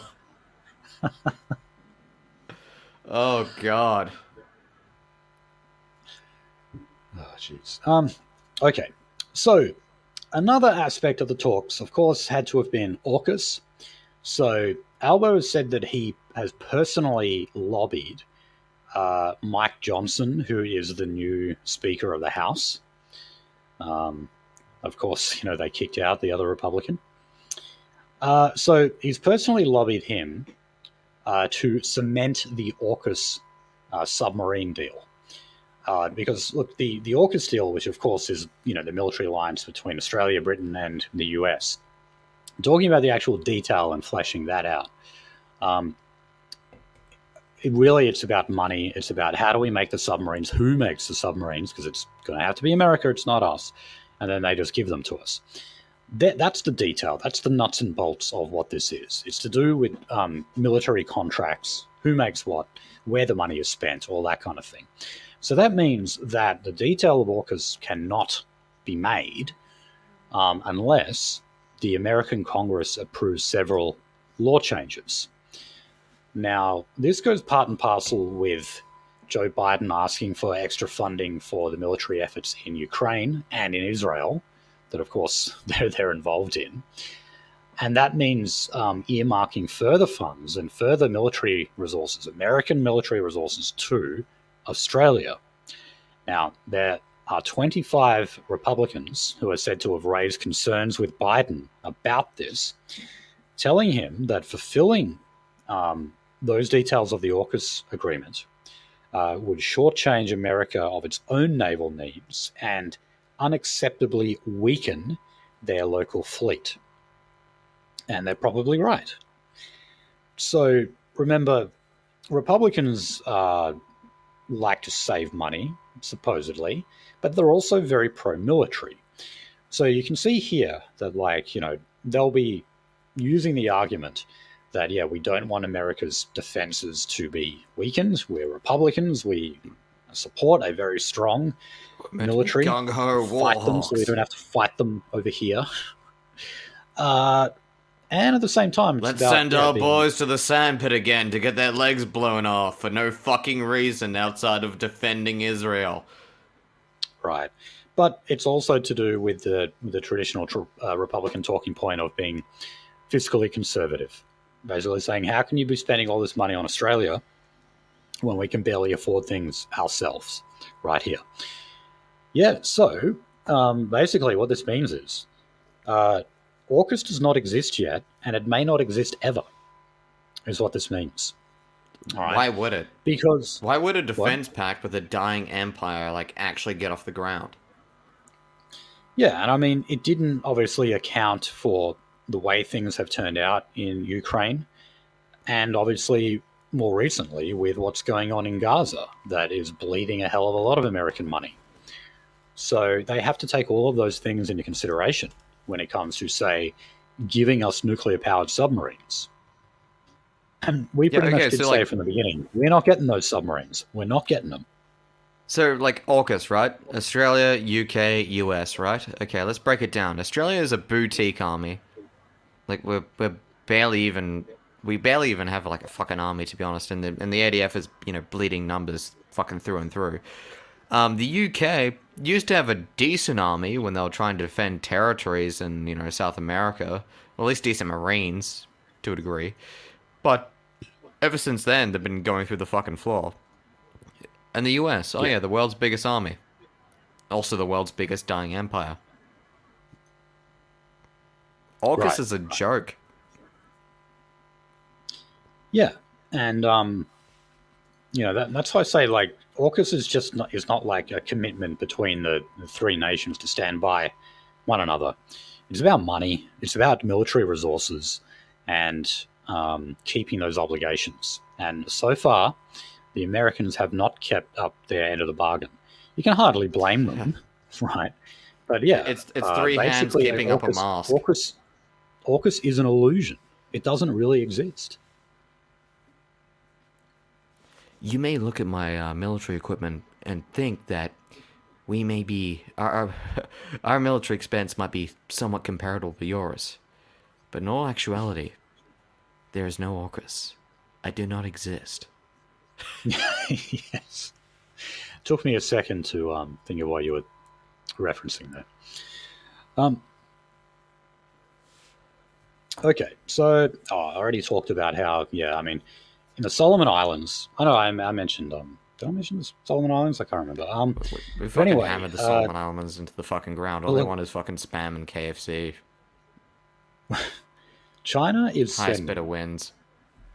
additional police to the Solomon Islands, and this in part is to help the country secure or to bolster their security for the Pacific Games. I hadn't even heard of the Pacific Games before, but yeah, Me neither. apparently these are athletic sports that are going to be held in the Solomon Islands for the Pacific Games.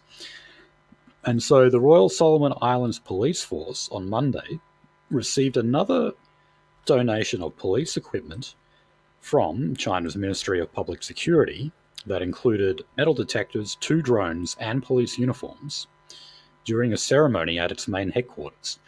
So yeah, this was the kind of stuff that Biden was referencing. Oh yeah. Keep The saying, Pacific "Watch Games, headquarters in Fiji. Also, their top game is the 100 meters chase down the actual native of the island and cannibalize them.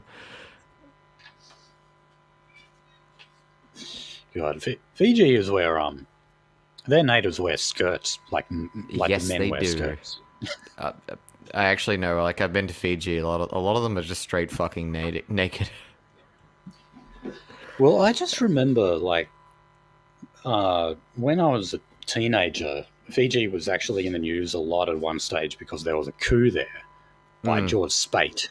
You might be too young to remember that. Oh no. I went to Fiji and I got like lectured at a bar. I was vastly underage, but apparently they just don't give a shit about that in Fiji. But I got lectured by an English-speaking local at a bar about that fucking military coup because it was like, oh, I remember gunfire and etc. And it was also quick, and it turns out that our politicians are cowards. Well, what I remember from that was that, of course, George Speight was said to be this military strongman and an authoritarian. And then I saw these pictures of him walking up to the microphones wearing a skirt. And I remember laughing at this and saying to my dad, why the fuck is that guy, this tough man, wearing a skirt? And then, it was explained to me that this was actually traditional Fijian dress for the natives of Fiji. Yeah. Well, it used to be long grass, woven around like a thatching belt, but they just turned that into a fabric dress. Right. Okay. So, on trade. So our trade minister, Don Farrell, was recently in Osaka, Japan. Now, the main topic of conversation was trade deals with the European Union. Now, other trading blocs, including Australia, has a history of animosity towards the agricultural market in the EU for a number of reasons. But the main reason is because it's a very hard market to enter. They heavily subsidize it. They put a lot of tariffs on exports that enter the market. It's very controlled. European libertarians like Johann Norberg, they love talking about this stuff. They basically say that the controlled agricultural trade in Europe is like the source of all economic woes in Europe. They essentially are. Well, enjoy your E. coli grain.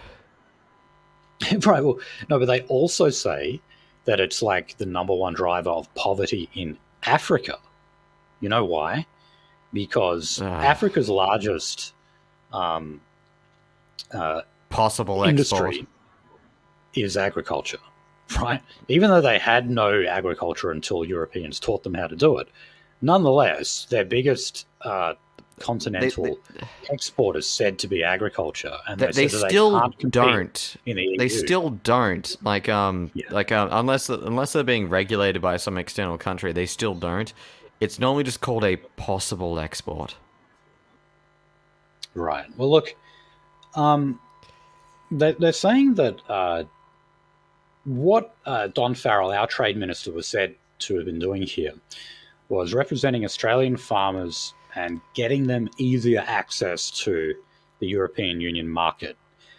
He has failed to do so. And you already had the National Farmers Federation that had launched a campaign against the Albanese government. They accused the government of not listening and putting ideology ahead of established agricultural industries. I don't know about that. I don't see Don Farrell doing anything differently here to say what the Liberal Party did, which was just argue for greater access to the EU market. He's doing the same thing.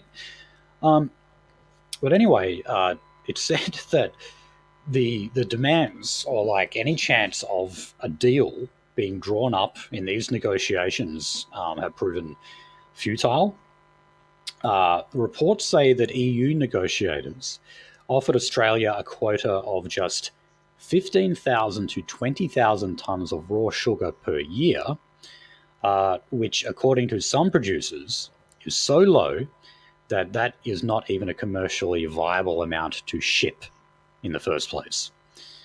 Now, Europe imports about 2 million tonnes of raw sugar a year. So there you go. I mean, that there just kind of makes that amount of Australian sugar sort of redundant. So yeah, we've got no progress there. We had that one little offer there that Don Farrell did not agree to. And yeah, that's it. Also, there's the other element. We got a lot of products that we name. Like, also there's the European system of like naming a product after like because of a region, etc. Basically, like it was like not official, but also like socially official. That like like okay, you only call it this when it's from this place or this town or etc. I think the only person to actually make it official, or the first one to make it official, was Napoleon, with the Champagne and Dijon and like several other things from like French towns. Yeah, but we're not even going names to be like feta, isn't it? Like they can't use the word feta to describe their feta, cheese. mozzarella, prosecco, champagne. Although champagne is like internationally recognized because they basically like Napoleon was kind of forward thinking and actually made it a brand that was owned by the town. But yeah, like again, Dijon. If you go and get Dijon mustard at like a grocery store, go look, because they'll be in small print, like something like the style of Dijon mustard or something like that. And also with champagne, it's like méthode du champagne. Yeah. I mean, look, I will agree with some of the libertarians that regulation like that, where you're policing the names of products, like not even brand names, but just describing what the not product even method is. of manufacture or quality of manufacture. Yeah, it is ridiculous. Those regulations, yes, I will agree. That's nanny state shit. It's really over the top. But yeah, very few foreign markets are successful in penetrating the EU market, especially for agriculture. So, yeah, that saga will simply continue. Okay, so we'll move on to national security. And Abdul Benrika, do you remember this guy? Oh yeah, the guy who threatened to bomb a whole bunch of fucking monuments. That's right, yeah. So this is a guy, he was like a radical Islamic preacher. He is originally from Algeria.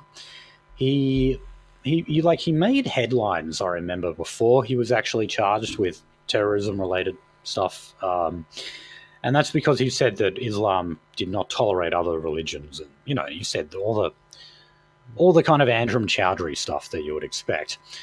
And then all the kind of things that would get you on a fucking like Sky News fucking talking point. Yeah. So he planned to to set off bombs at an AFL grand final. I think they even had an assassination plot against John Howard.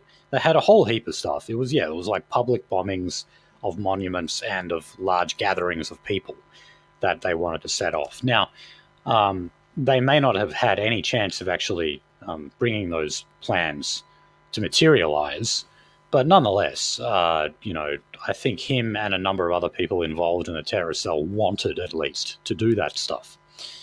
Also, So he was some sentenced to. advice. One, why the fuck would you ever do that? And two, why the fuck would you do that while also being a functional public figure? Like, really? Oh, it's dumb. It's retarded. Yeah, he's not a bright guy. You at least want to go for something like a low key, not the AFL Grand Final or the Prime Minister. Got to start small. But anyway, he copped a 15-year prison sentence, and that was back in 2008. So do the math. He should actually be out by now. But existing laws actually are able to keep him under.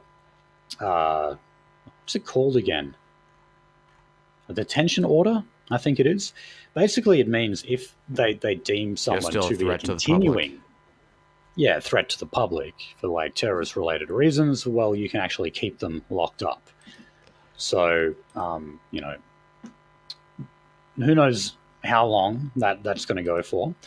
But what Peter Dutton did back when he was Home Affairs Minister was he cancelled his citizenship. Now, we know that he has done this for other people, like he's cancelled their permanent residency.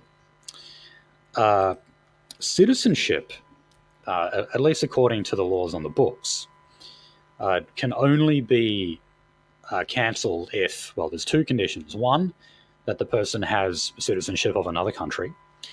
And two, they've been found guilty of terrorist-related offences. So Benrika ticked both of those boxes, and Peter Dutton cancelled the citizenship. So Benrika and his lawyers brought this to the High Court and argued that you can't do that. Well, guess what? The High Court actually agreed. Yeah, no. So I'm gonna blame Peter Dutton for this, and I'll make this point. And I'll just be right back because the fucking cats are doing something weird, and I just want to check that it's not destructive. But go on, and I'll explain this bit. So he didn't actually use that law. I was actually listening to. I got half of it from ABC, and I got half of it from SBS. He did that literally under a law, saying that look, like this person is like a threat to national security. He didn't actually use a law that would actually be an open and shut case. I believe he flubbed it. What law did he use then? God fucking Christ. I listened to these things on my way home from work. But basically they're saying like, oh look, he used a law saying like, oh, he's a threat to national security, therefore like he should be deported to his home country, like sent to his home country, then proceeded to arrest him, which is not the actions detailed by the law. Okay, well look, the it's information like getting rid of a spy law. Well look, all I know here, this is what the High Court said, was that Peter Dutton used part of the Citizenship Act to invoke his powers to strip the Benrika of Australian citizenship. So that was a 6-1 decision. And as you can imagine, this basically means they said it violated the Constitution. The Australian Constitution and the High Court say that this particular part of the Citizenship Act is invalid and therefore cannot be used. So I'll just read what the High Court put out, the statement, if you want to check your cats while I'm doing this. It was, the Commonwealth Parliament cannot repose in any officer of the Commonwealth executive any function of sentencing persons convicted of offences against Commonwealth laws, nor can the Commonwealth Parliament vest in any officer of the Commonwealth executive any power to impose additional or further punishment. Now, to put that in layman's terms, that's the High Court's way of saying that the government cannot punish someone. It is the job of the courts to do it. So the court can impose, obviously, things like fines and prison sentences, but the government can't then say, okay, well, look, I'm going to go even further here, take your citizenship from you because I don't like you. So that's effectively what they found here, was that Peter Dutton did this because he wanted to exercise a form of punishment on Abdul Benrika.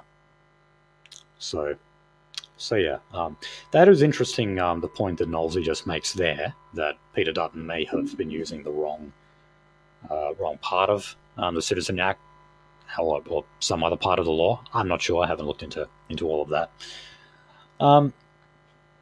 But yeah, this is really the first time that has been tested. Peter Dutton has done things like he cancelled the permanent residency of the leader of the Rebels motorcycle gang in WA because he went for a holiday in Malta, even though he grew up in Australia and was pretty Aussie. He is now stuck in Malta because of Peter Dutton cancelling his residency. It's a lot harder to do it when they're actually a citizen. And as we can see now, it may mean that they just won't ever do it again.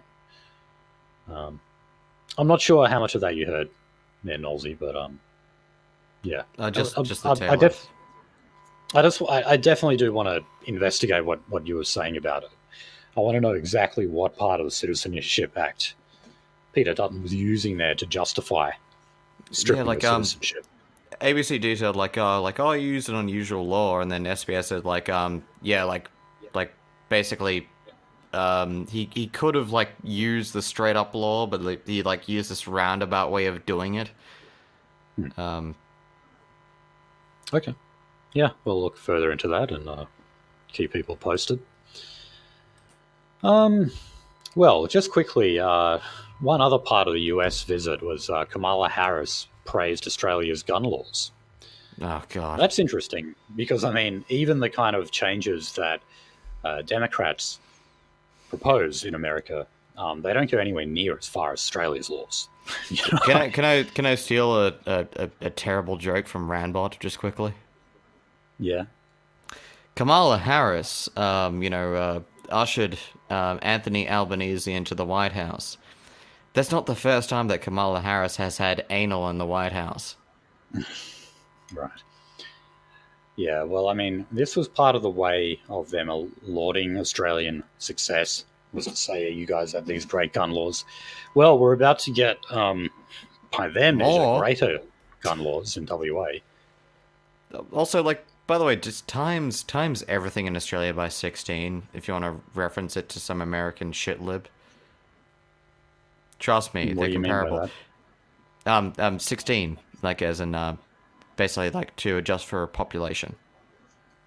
Oh, okay. Yeah. And then again, if you want to own them even further, bring up that white America is actually, only slightly better than Australia, marginally, when it comes to gun homicides. In fact, even beats Austria. Yeah, you look at, say, gun deaths in Switzerland, where they have an enormous, pretty much everyone has a gun in Switzerland, but they have basically no gun crime. They phased out the mandatory military service and also mandatory firearm thing. I believe it was back in 2019 or 2020.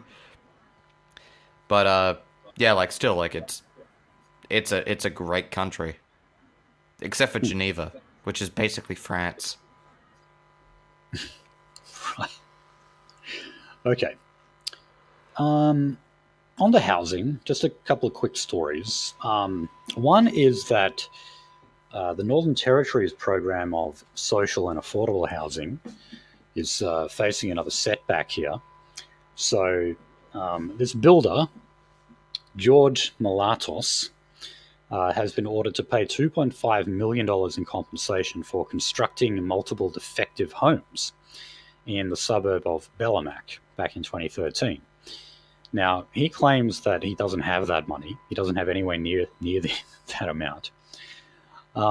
He claims that other parties involved in the housing scheme that include the developer, Bellamac Pty Limited, and the Northern Territory government are actually the ones responsible. So he said, they know that it's them. It's the joint venture between the government and Bellamac who are in the shit, the trouble. I'm just the fall guy. Is it easy to do that in What? Aussie, just to blame the builder? That's what he said. He said, I'm the easiest No. guy to put the blame on. Just blame the builder. You know, most builders have limited in their fucking business title, like actually they're set up as an LLC, limited liability corporation. Right. Yeah, So, you know why that's yeah. there? So that, so they can't be taken to court later on and they get away with. And also, if a builder who like fucking actually gets sued, guess what? The same dude shows up like a month later under a different fucking title. Oh, yeah, of course. Right. Like, even when you do actually like successfully fucking hit them, and by the way, yeah, if you hit them, you'll take them down. You could take like $500,000 away from like most medium-sized builders, and they'll go under, especially now. Yeah, like they'll be back next month, man. They'll have like a new fucking director and etc. They'll get their brother to like fucking take out the business title for it, and they'll be back doing it. There's no fucking stopping them. Okay, well, he's saying he's not to blame, but look, I just found that story funny because everything that the Northern Territory seems to do to increase the number of social housing plots and affordable housing just seems to backfire on them every time. Whether it's Aborigines destroying the house or dodgy builders building defective houses, they always have. You need to build giant fucking trouble. concrete tubes for Aboriginals and make the fucking toilets out of metal. All right.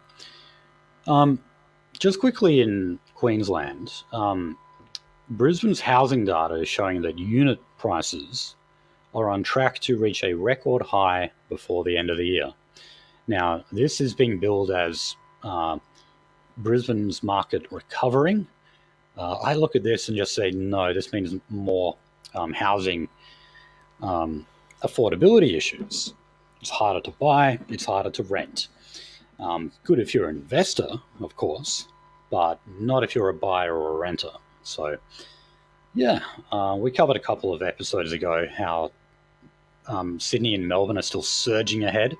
Well, so is Brisbane. Okay. Yep. On to IR, industrial relations. So, ironic here. The government department, the Department of Employment and Workplace Relations. So that's the department that, of course, Tony Burke is the minister for.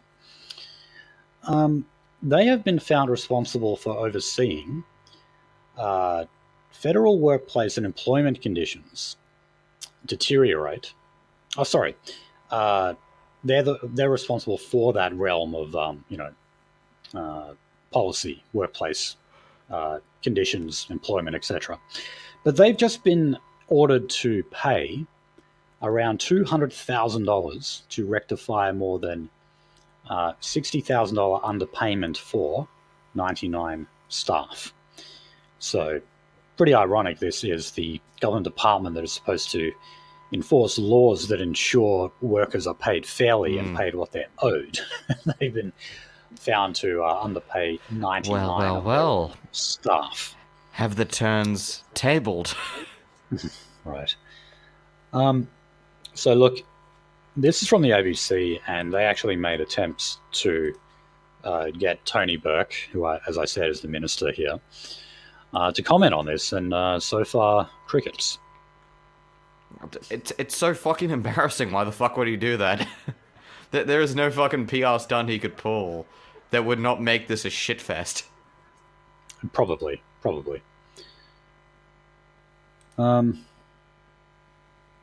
So look, someone put out a statement from the department saying the minister did not request a briefing We talked through the issues and we endeavoured to keep him informed on them. So Fuck. he was then asked, this guy...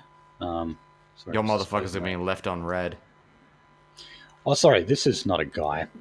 So this was the Department Secretary, Natalie James. So yeah, she said that she's kind of saying that Tony Burke didn't know about this. The minister did not request a briefing. We talked through the issues and we endeavoured to keep him informed.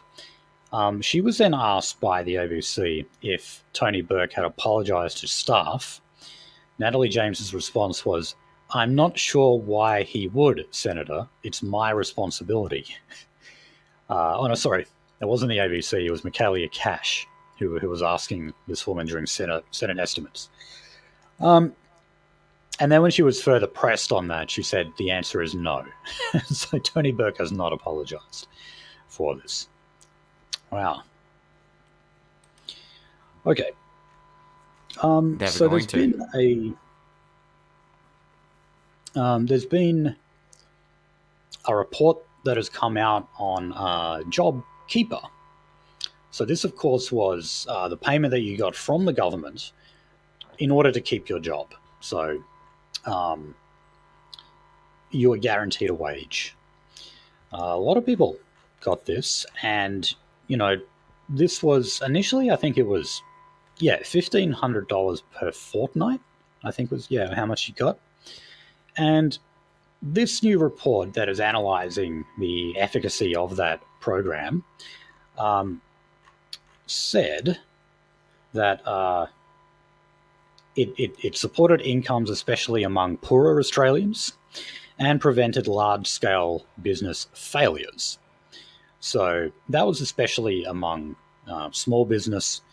You know, if you were a deli or a restaurant or something that had to lock down, well, you know, and you were a small business, that was it. Like your revenue stream was just cut off in an instant. Now, one of the findings here, and this is where I kind of think, was it said that it saved between 300,000 and 800,000 jobs. Okay, that's a discrepancy of 500,000. Could you not narrow it down further than that? What? Between 300,000 and 800,000? That doesn't sound like a very... Did you send people to ask for, like, this information, or did you use a fucking clairvoyant? Yeah, because, usually when you compile a report like this, you're a little bit more specific with your numbers. You're not going to give a discrepancy of 500,000. That is huge. Plus or minus like 5 galactic light years. I guess we can simply say hundreds of thousands of jobs were saved by JobKeeper, and that sounds, reasonable to me. Now, the bad parts of the scheme, though, it did name bad parts. That was concerns about the efficiency of the flat rate of $1,500. Now the reason why they did that is because if they had to individually determine how much money each person who was on JobKeeper would get from JobKeeper, that would have been a bureaucratic nightmare. Just imagine the amount of paperwork and everything that you would have to go through, the cross-referencing of wage slips and things like that. No, they couldn't do it, or at least you can't do that in a small space of time. So they had to just make a flat rate of $1,500 and then just roll it out straight away.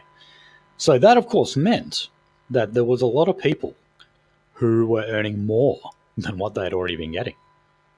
For example, if you were just, say, like a part-time or a casual worker, and you were, I don't know, earning only $400 a week, well, boom, all of a sudden you earn more. All of a sudden your income was pretty much doubled for you. The report also noted that almost $9 billion was provided to business that had increased turnover at the time they were receiving JobKeeper payments, right? So remember, not all businesses did badly. Some did better.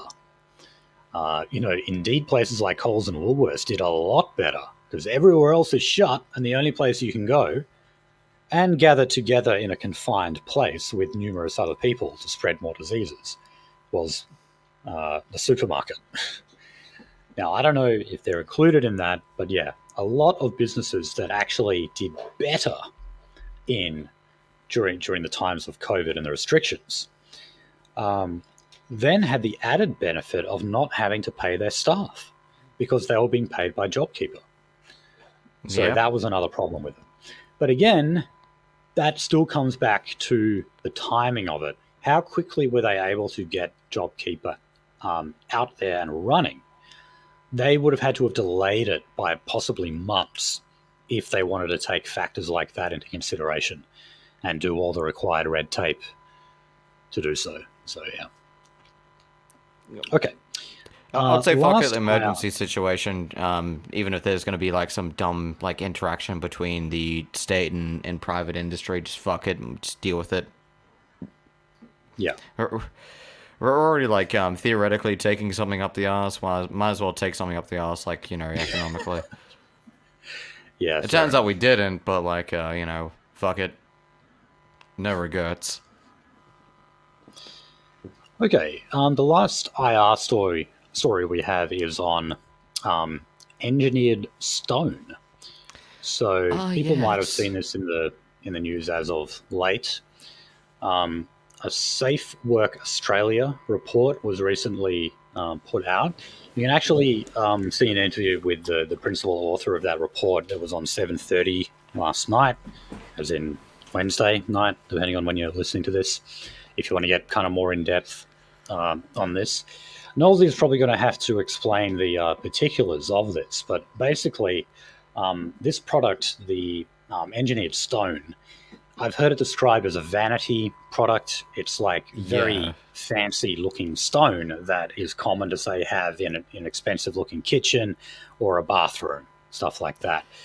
And absolute vanity, dog shit price, and no. So basically, anyone who installs this is going to get silicosis. Now, right, that's what I was going to say. So that's the disease that a number of workers, Australian workers, and people from overseas as well. Oh, actually, at one point that the 7:30 story made on this was that you've got an American company called Caesar Stone. I don't know if you've heard of them, but they are fighting tooth and nail against what are now global pushes to regulate and basically ban engineered stone because it's their business. And ironically, at the same time that they're saying this and are saying that their product is perfectly safe, they have around 200 cases against them related to people who have silicosis, which is the disease associated with breathing in the particles from engineered stone. So the very company who says it's safe has actually got hundreds of people suing them currently. In the strict method of being, you know, informative, silicosis is what happens when silicon dioxide, also known as silica, gets into your lungs. Your body doesn't know how to deal with it. It's not biologically compatible. There's really no mechanism inside your own fucking meat suit to actually evacuate it from your body. So it just stays there, and it scratches away. It does cellular damage. It's basically, you know, think of asbestos, just for the home gamers. That's basically what we're dealing with. Now, you know, you can get silicosis from concrete. You can get silicosis at the beach. Difficultly, but still possible. You can get silicosis from a sandstorm. Why is this engineering stone so bad? Well, it's not a homogeneous, unified silica crystal at all. It's engineered, it's put together, it's something called amorphous. So, isn't it a whole bunch of stone basically put together? Yeah, it is. Yep. So the vast majority of it is something called feldspar. Feldspar is a term for minerals that are based on silicon with metal oxides attached to it. So in Australia we've got iron feldspar, which is those like quartz-looking but also red-looking rocks. Right. In different parts of the world, there are different colors. Like, areas with lead are green, areas with zinc are white, areas with copper are blue. Also, bluestone gravel, that's copper feldspar. But yeah, like feldspar is non-crystalline, or like uniform crystalline silica. So, okay, so like, what's the difference? Like, crystalline silica is like, it's a big mass, not a lot of point edges, kind of rounded over, uniform structure. Amorphous or non-crystalline is literally a whole bunch of fucking tearing spikes. Right. That doesn't sound good. No, so you put that with like basically like silica substrate, and then you do a process of like basically like heating, kilning, and then putting it together with binders, and then you make engineered stone. Now what happens when you cut that? Oh, it turns out all that fucking amorphous silicon goes into the air and you breathe it in, and it cuts up your lungs, possibly worse than asbestos. Because asbestos kills you in about 20 to 30 years. This stuff will kill you in about 10 or 5. Yeah, well, the woman who was describing silicosis described it as internal strangulation. Yep. Yeah, it doesn't sound nice. More or less the same method as asbestos, but like crystalline silicate, like from concrete and etc. Like it's more or less okay. Like it still builds up, and it's gonna be a problem, and it's gonna shorten your lifespan. But you could like serve like 40 years in the industry and probably only get 5 years off your life. Amorphous. Yeah. Good luck doing that for 10 years. Good luck doing that for 5. Yeah, so I mean, it has rightly been compared with asbestos and how Australia eventually had to ban the use of asbestos. You're saying it's even worse than that, so I mean that's pretty scary. But look, asbestos is fibrous. Right. The problem with asbestos was that it laden in the cellular like the cardiocellular lining of the lungs, like it laid on it, which is a problem because like as a fiber lays on the cells, it can't absorb oxygen. This is like a tumbling fucking like medieval flail. Oh, damn. Yeah. Well. Yeah, that's why it's worse. In terms of how the Australian government is dealing with this, look, I'm pretty sure we've covered the CFMEU have for a long time now been calling for an outright ban on it because many of its members are the ones who have ended up with silicosis. I've seen the product. I refuse to work with the product. I'll put it that way. Yeah, well, I mean, there's already like within EBAs made between builders and unions and the CFMEU terms that say our workers will not work with this product. But what they're doing now is calling for a national ban, which has happened in other countries as well. Yep. The conclusion of the Safe Work Australia report basically said the same thing. Basically, any health expert who has looked at this issue is saying we need to ban it. Now, the government is saying that they're actually delaying its response until next year. So that essentially means that we are going to kill more people during that time. Yeah, no, it's being used as like veneers for cheaply constructed multi-residential housings to make them look more appealing. So don't be a fucking yuppie and use this stuff, I think, for the time being. If you're an architect pretty confident. And you decide to use this product strictly in an abstract kind of like a book that I'm considering, that I'm not considering, that like and I'm going to distance myself from this statement as much as possible. I'm quoting another person. In fact, you should be hitting the head with the claw end of a 22-ounce hammer.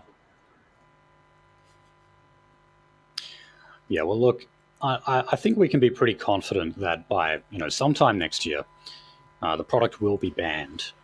But you I'm just have actually to ask the doubtful. question: why can't we ban it right now? Why do we have to wait till next year? I don't get it. People are going to die as a result of this. I'm not entirely confident it's going to be banned next year either. You're not? Why not? No. That we're in like the fucking like the throes of the throw up entire buildings phase, and to make a building look appetizing for like, well, probably not appetizing, that's a means of consumption, but like desirable to the new emigres we're getting into this country, it needs to look gaudy and disgusting and possibly out of some colorful version of 1948, or like a mix of Soviet brutalism with a little bit of color. And this is one of the only products that can do that cheaply. Oh, all right. Well, that doesn't sound good. No, it doesn't. I've literally dropped 5 contracts because of this product, and I'm actually very happy you brought it up. All right. Well, yeah. I guess we'll just wait and see. Okay.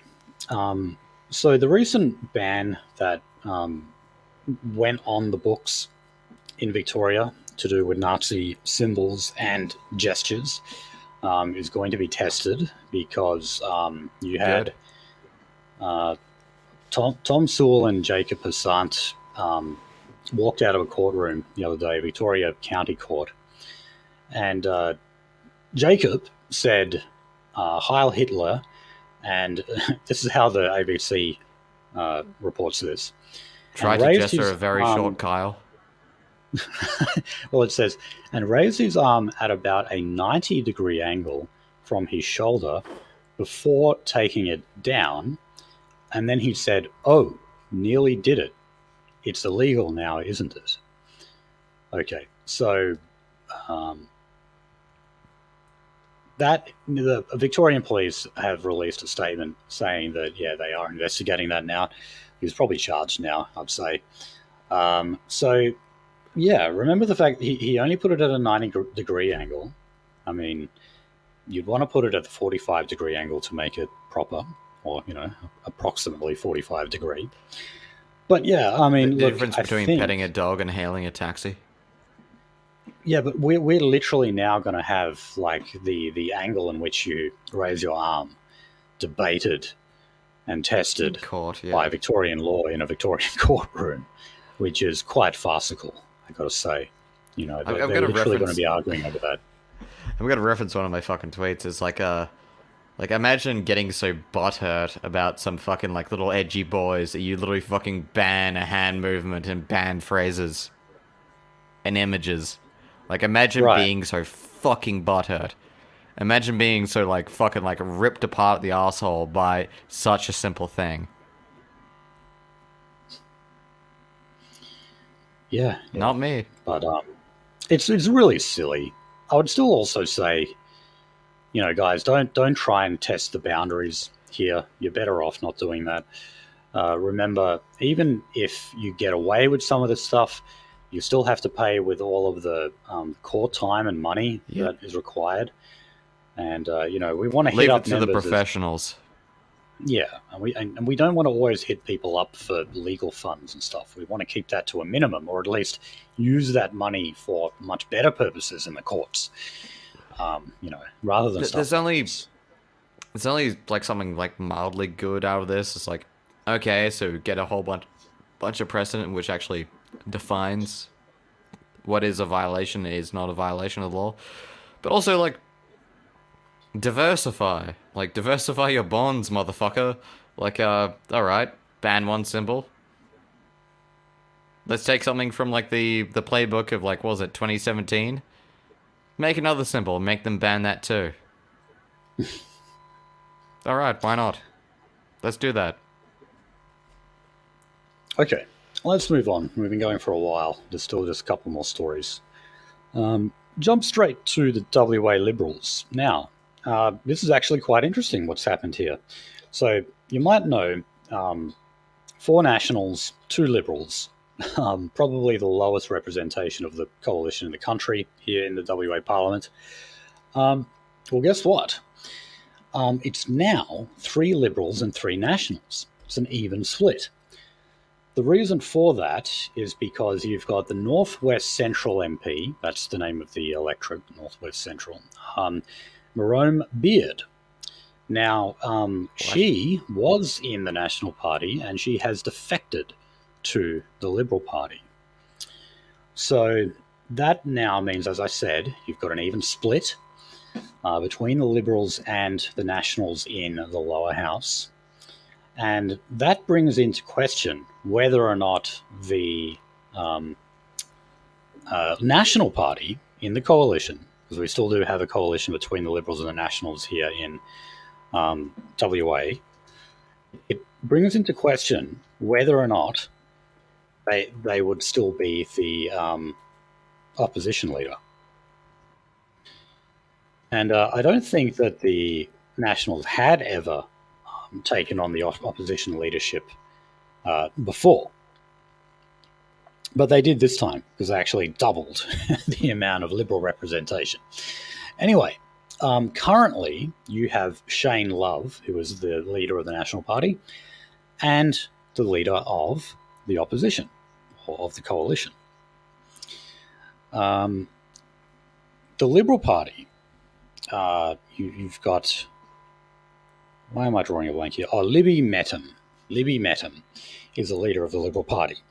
And of course, people want to know now, is she going to be the one who is going to become opposition leader?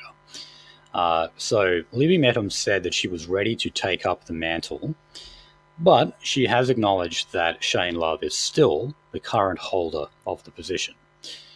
So what's going to happen now is that basically there are a lot of discussions going on behind closed doors as to just how they're going to manage the coalition. Will this mean actually handing the leadership back over to the Liberals? Will it mean that we keep with what the Nationals are doing? And also, what's very important is, do they run candidates against each other in the next election? Now, this is also a hot topic in the recent Liberal Party conference that they just had.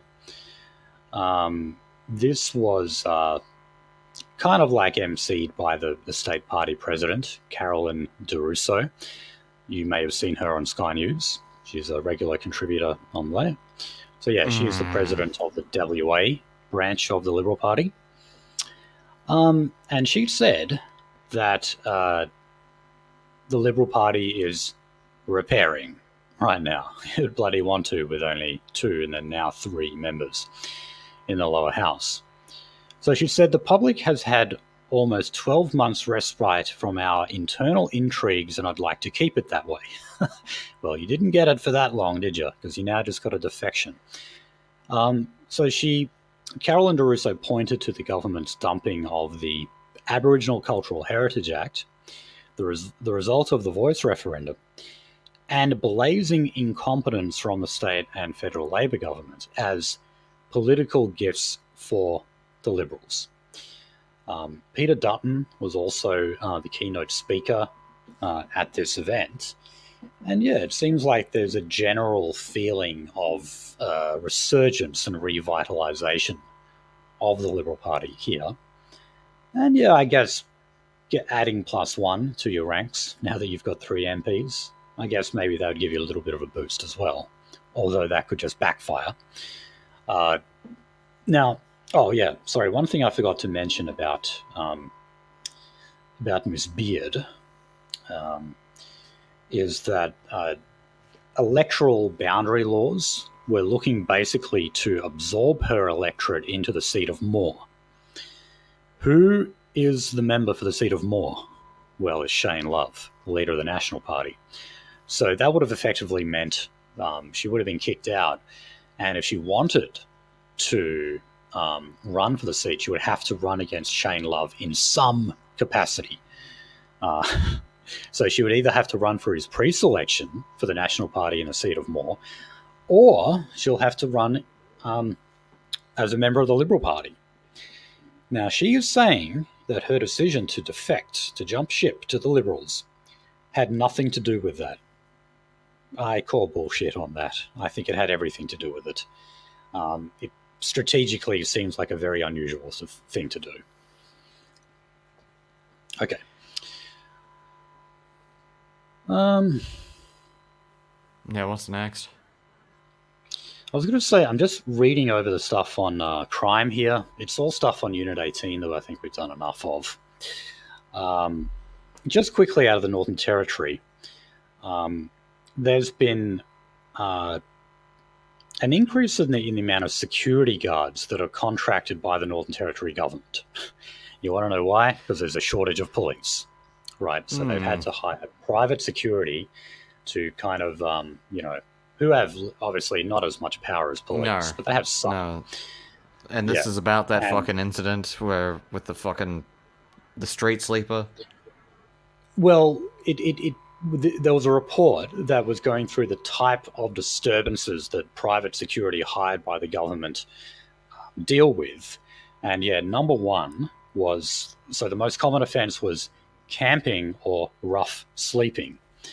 So, those Street Northern sleepers. Territory ads that tell them, like telling them not to sleep on the road, that's part of it. So a lot of these security guards are being paid basically to keep Aborigines off the roads, stop them sleeping on the roads. That was one of them. So we put out a handful of PSAs, and now we've got a handful of fucking guys dragging them off the roads. Right. Can you stop fucking sleeping on the roads? No, they will not stop sleeping on the fucking roads. So the second most frequent type of incident was alcohol-related. Oh, imagine my shock there. Drunk and disorderly. Yeah, so this is street drinking and, just being pissed in public, basically, is what it was there.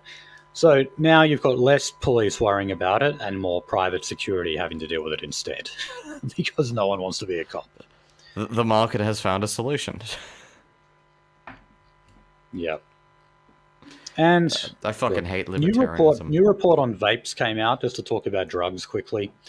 Finding that there's 240 chemicals in vapes. That includes bug spray, weed killer, and formaldehyde. I don't know. That I always think of then when they find the amount of chemicals that is found in instant coffee, and it's still like a shitload. And if you name some of those chemicals, it sounds kind of scary. So I don't know if that says too much about it, but we are getting increased data showing that it's harmful. Functionally, like it's an industrially produced product and like a non-exactly reputable country, sorry. And it's mostly like esters, not great. Glycol, okay, byproduct from making soap, but glycols and everything. Glycols are used to fucking stabilize jelly beans. And nicotine. Okay. Honestly, if I was gonna have a combat ration, I'd give them nicotine chewing gum. Yeah, I mean, I know David Duke says that he chews nicotine so that chews tobacco, because he talks about how nicotine actually fights against dementia. It does, but he still says, but don't smoke it, chew it or whatever, and you won't get those kind of effects. It's still very disgusting. Probably. Okay, so in Melbourne, they're about to open up a sobering centre. This was as a direct result of an Aboriginal woman who died due to public drunkenness, right? So they're also decriminalising public drunkenness. This is a classic case of stop treating it as a criminal issue and treat it as a health issue instead. So you get this big inpatient sobering up clinic, basically, is what you've got. I'd rather deal with physicians and etc. I know a lot of people talk about Alcoholics Anonymous, and I'm not going to shit on the church, but like It Alcoholics was Anonymous founded. was, It's a religious yeah, institution. yeah, it It is. says Like, you have to admit that you yourself have no power to stop drinking, and you have to put your trust in a higher power. That's one of the steps. I'd rather just deal with like clinicians and etc. and be like, hey, look, what the fuck are we actually dealing with? What have you seen, etc. And I want like about like 20,000 of you to give me reports, and I'll like like get some team of poorly underpaid interns to skim through them, and let's find a solution that way. Um, I'm happy that a religious institution fucking took the initiative, but like I want something a bit more material for addiction, which is very much a material thing. Yeah, I mean, I can't remember what the name of it is, but I know that there's a pharmaceutical you can take where if you drink alcohol, it makes you throw up. So, like, it instills like this violent reaction against alcohol. Yeah, So, even if you do drink it, it's going to be pushed out of your system. it goes under a lot of names. God, I can't even remember its fucking IUPAC name, but like even the Simpsons made a joke about it. Anti booze. Yeah, yeah, I guess. Yep. That sounds like a pretty descriptive name. But yeah, like it basically fucks with one of your enzymes and causes it to emit like uh, like it causes it to emit fucking like these little like pieces of protein in your fucking stomach that like tell your stomach lining, which tell your stomach receptors, which tell your vagus nerve that you've ingested poison, Right. and then Yeah, it's yeah, interesting. you start fucking vomiting like a hurricane. Yeah, which is a pretty good deterrent against drinking. Yes. You could Okay. literally drink one beer and then literally like vomit up until you keep vomiting until you start vomiting bile. Okay. Now, just last story here. This is on the NDIS. You have general practitioners in Australia who have been making submissions to the federal government about their plans to reform the NDIS. And what they are most concerned about is basically the push to move people who have mental health problems or disabilities, to move them off the NDIS and onto mental health care plans instead. Now, what I don't like about this is that mental health care plans are actually made up by your GP. Like, if you want to get subsidies from a psychologist, you've got to get that approved by the GP. So, uh, because they want to save all of this money in the NDIS, because the budget just keeps blowing out, they want to make it so that instead of getting all of these NDIS resources, well, you can just see a psychologist instead. GPs don't like that because it means that they're increasingly having to draw up these mental health care plans for patients. And they're not really qualified to do that because they're not mental health practitioners. They're general practitioners. They are your local doctor who's supposed to listen to your heartbeat and stuff like that. So they're basically being saddled with more work as being psychologists in a way, which they're not trained in doing. No. So I can definitely see their apprehension there. I don't know. Maybe we need more like psychologists that work at bulk billing centers. Maybe that would be a better way of managing this. And Maybe I need to they examine the can. brain of psychologists. Oh, that'll be frightening, man. But because most psychologists go into it because they want to cure themselves. Honestly, Physician, from the cure ones I've spoken thyself.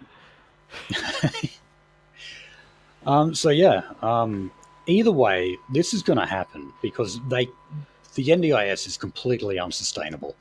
Their budget blowouts are astronomical, and they have to move. Particularly, I think children with autism, they're trying to move them onto mental health care plans instead. So, yeah. I don't know. It'll be a shit show, however it turns out. Good. Anyway, guys, thank you for that. We did a bit of a long episode for you today. Yeah, all the usual stuff. Check us out, racer.biz. Check out Nolsey and I on Telegram and Post. Thank you for listening to episode 196, and we'll see you next week. I'll see you in hell.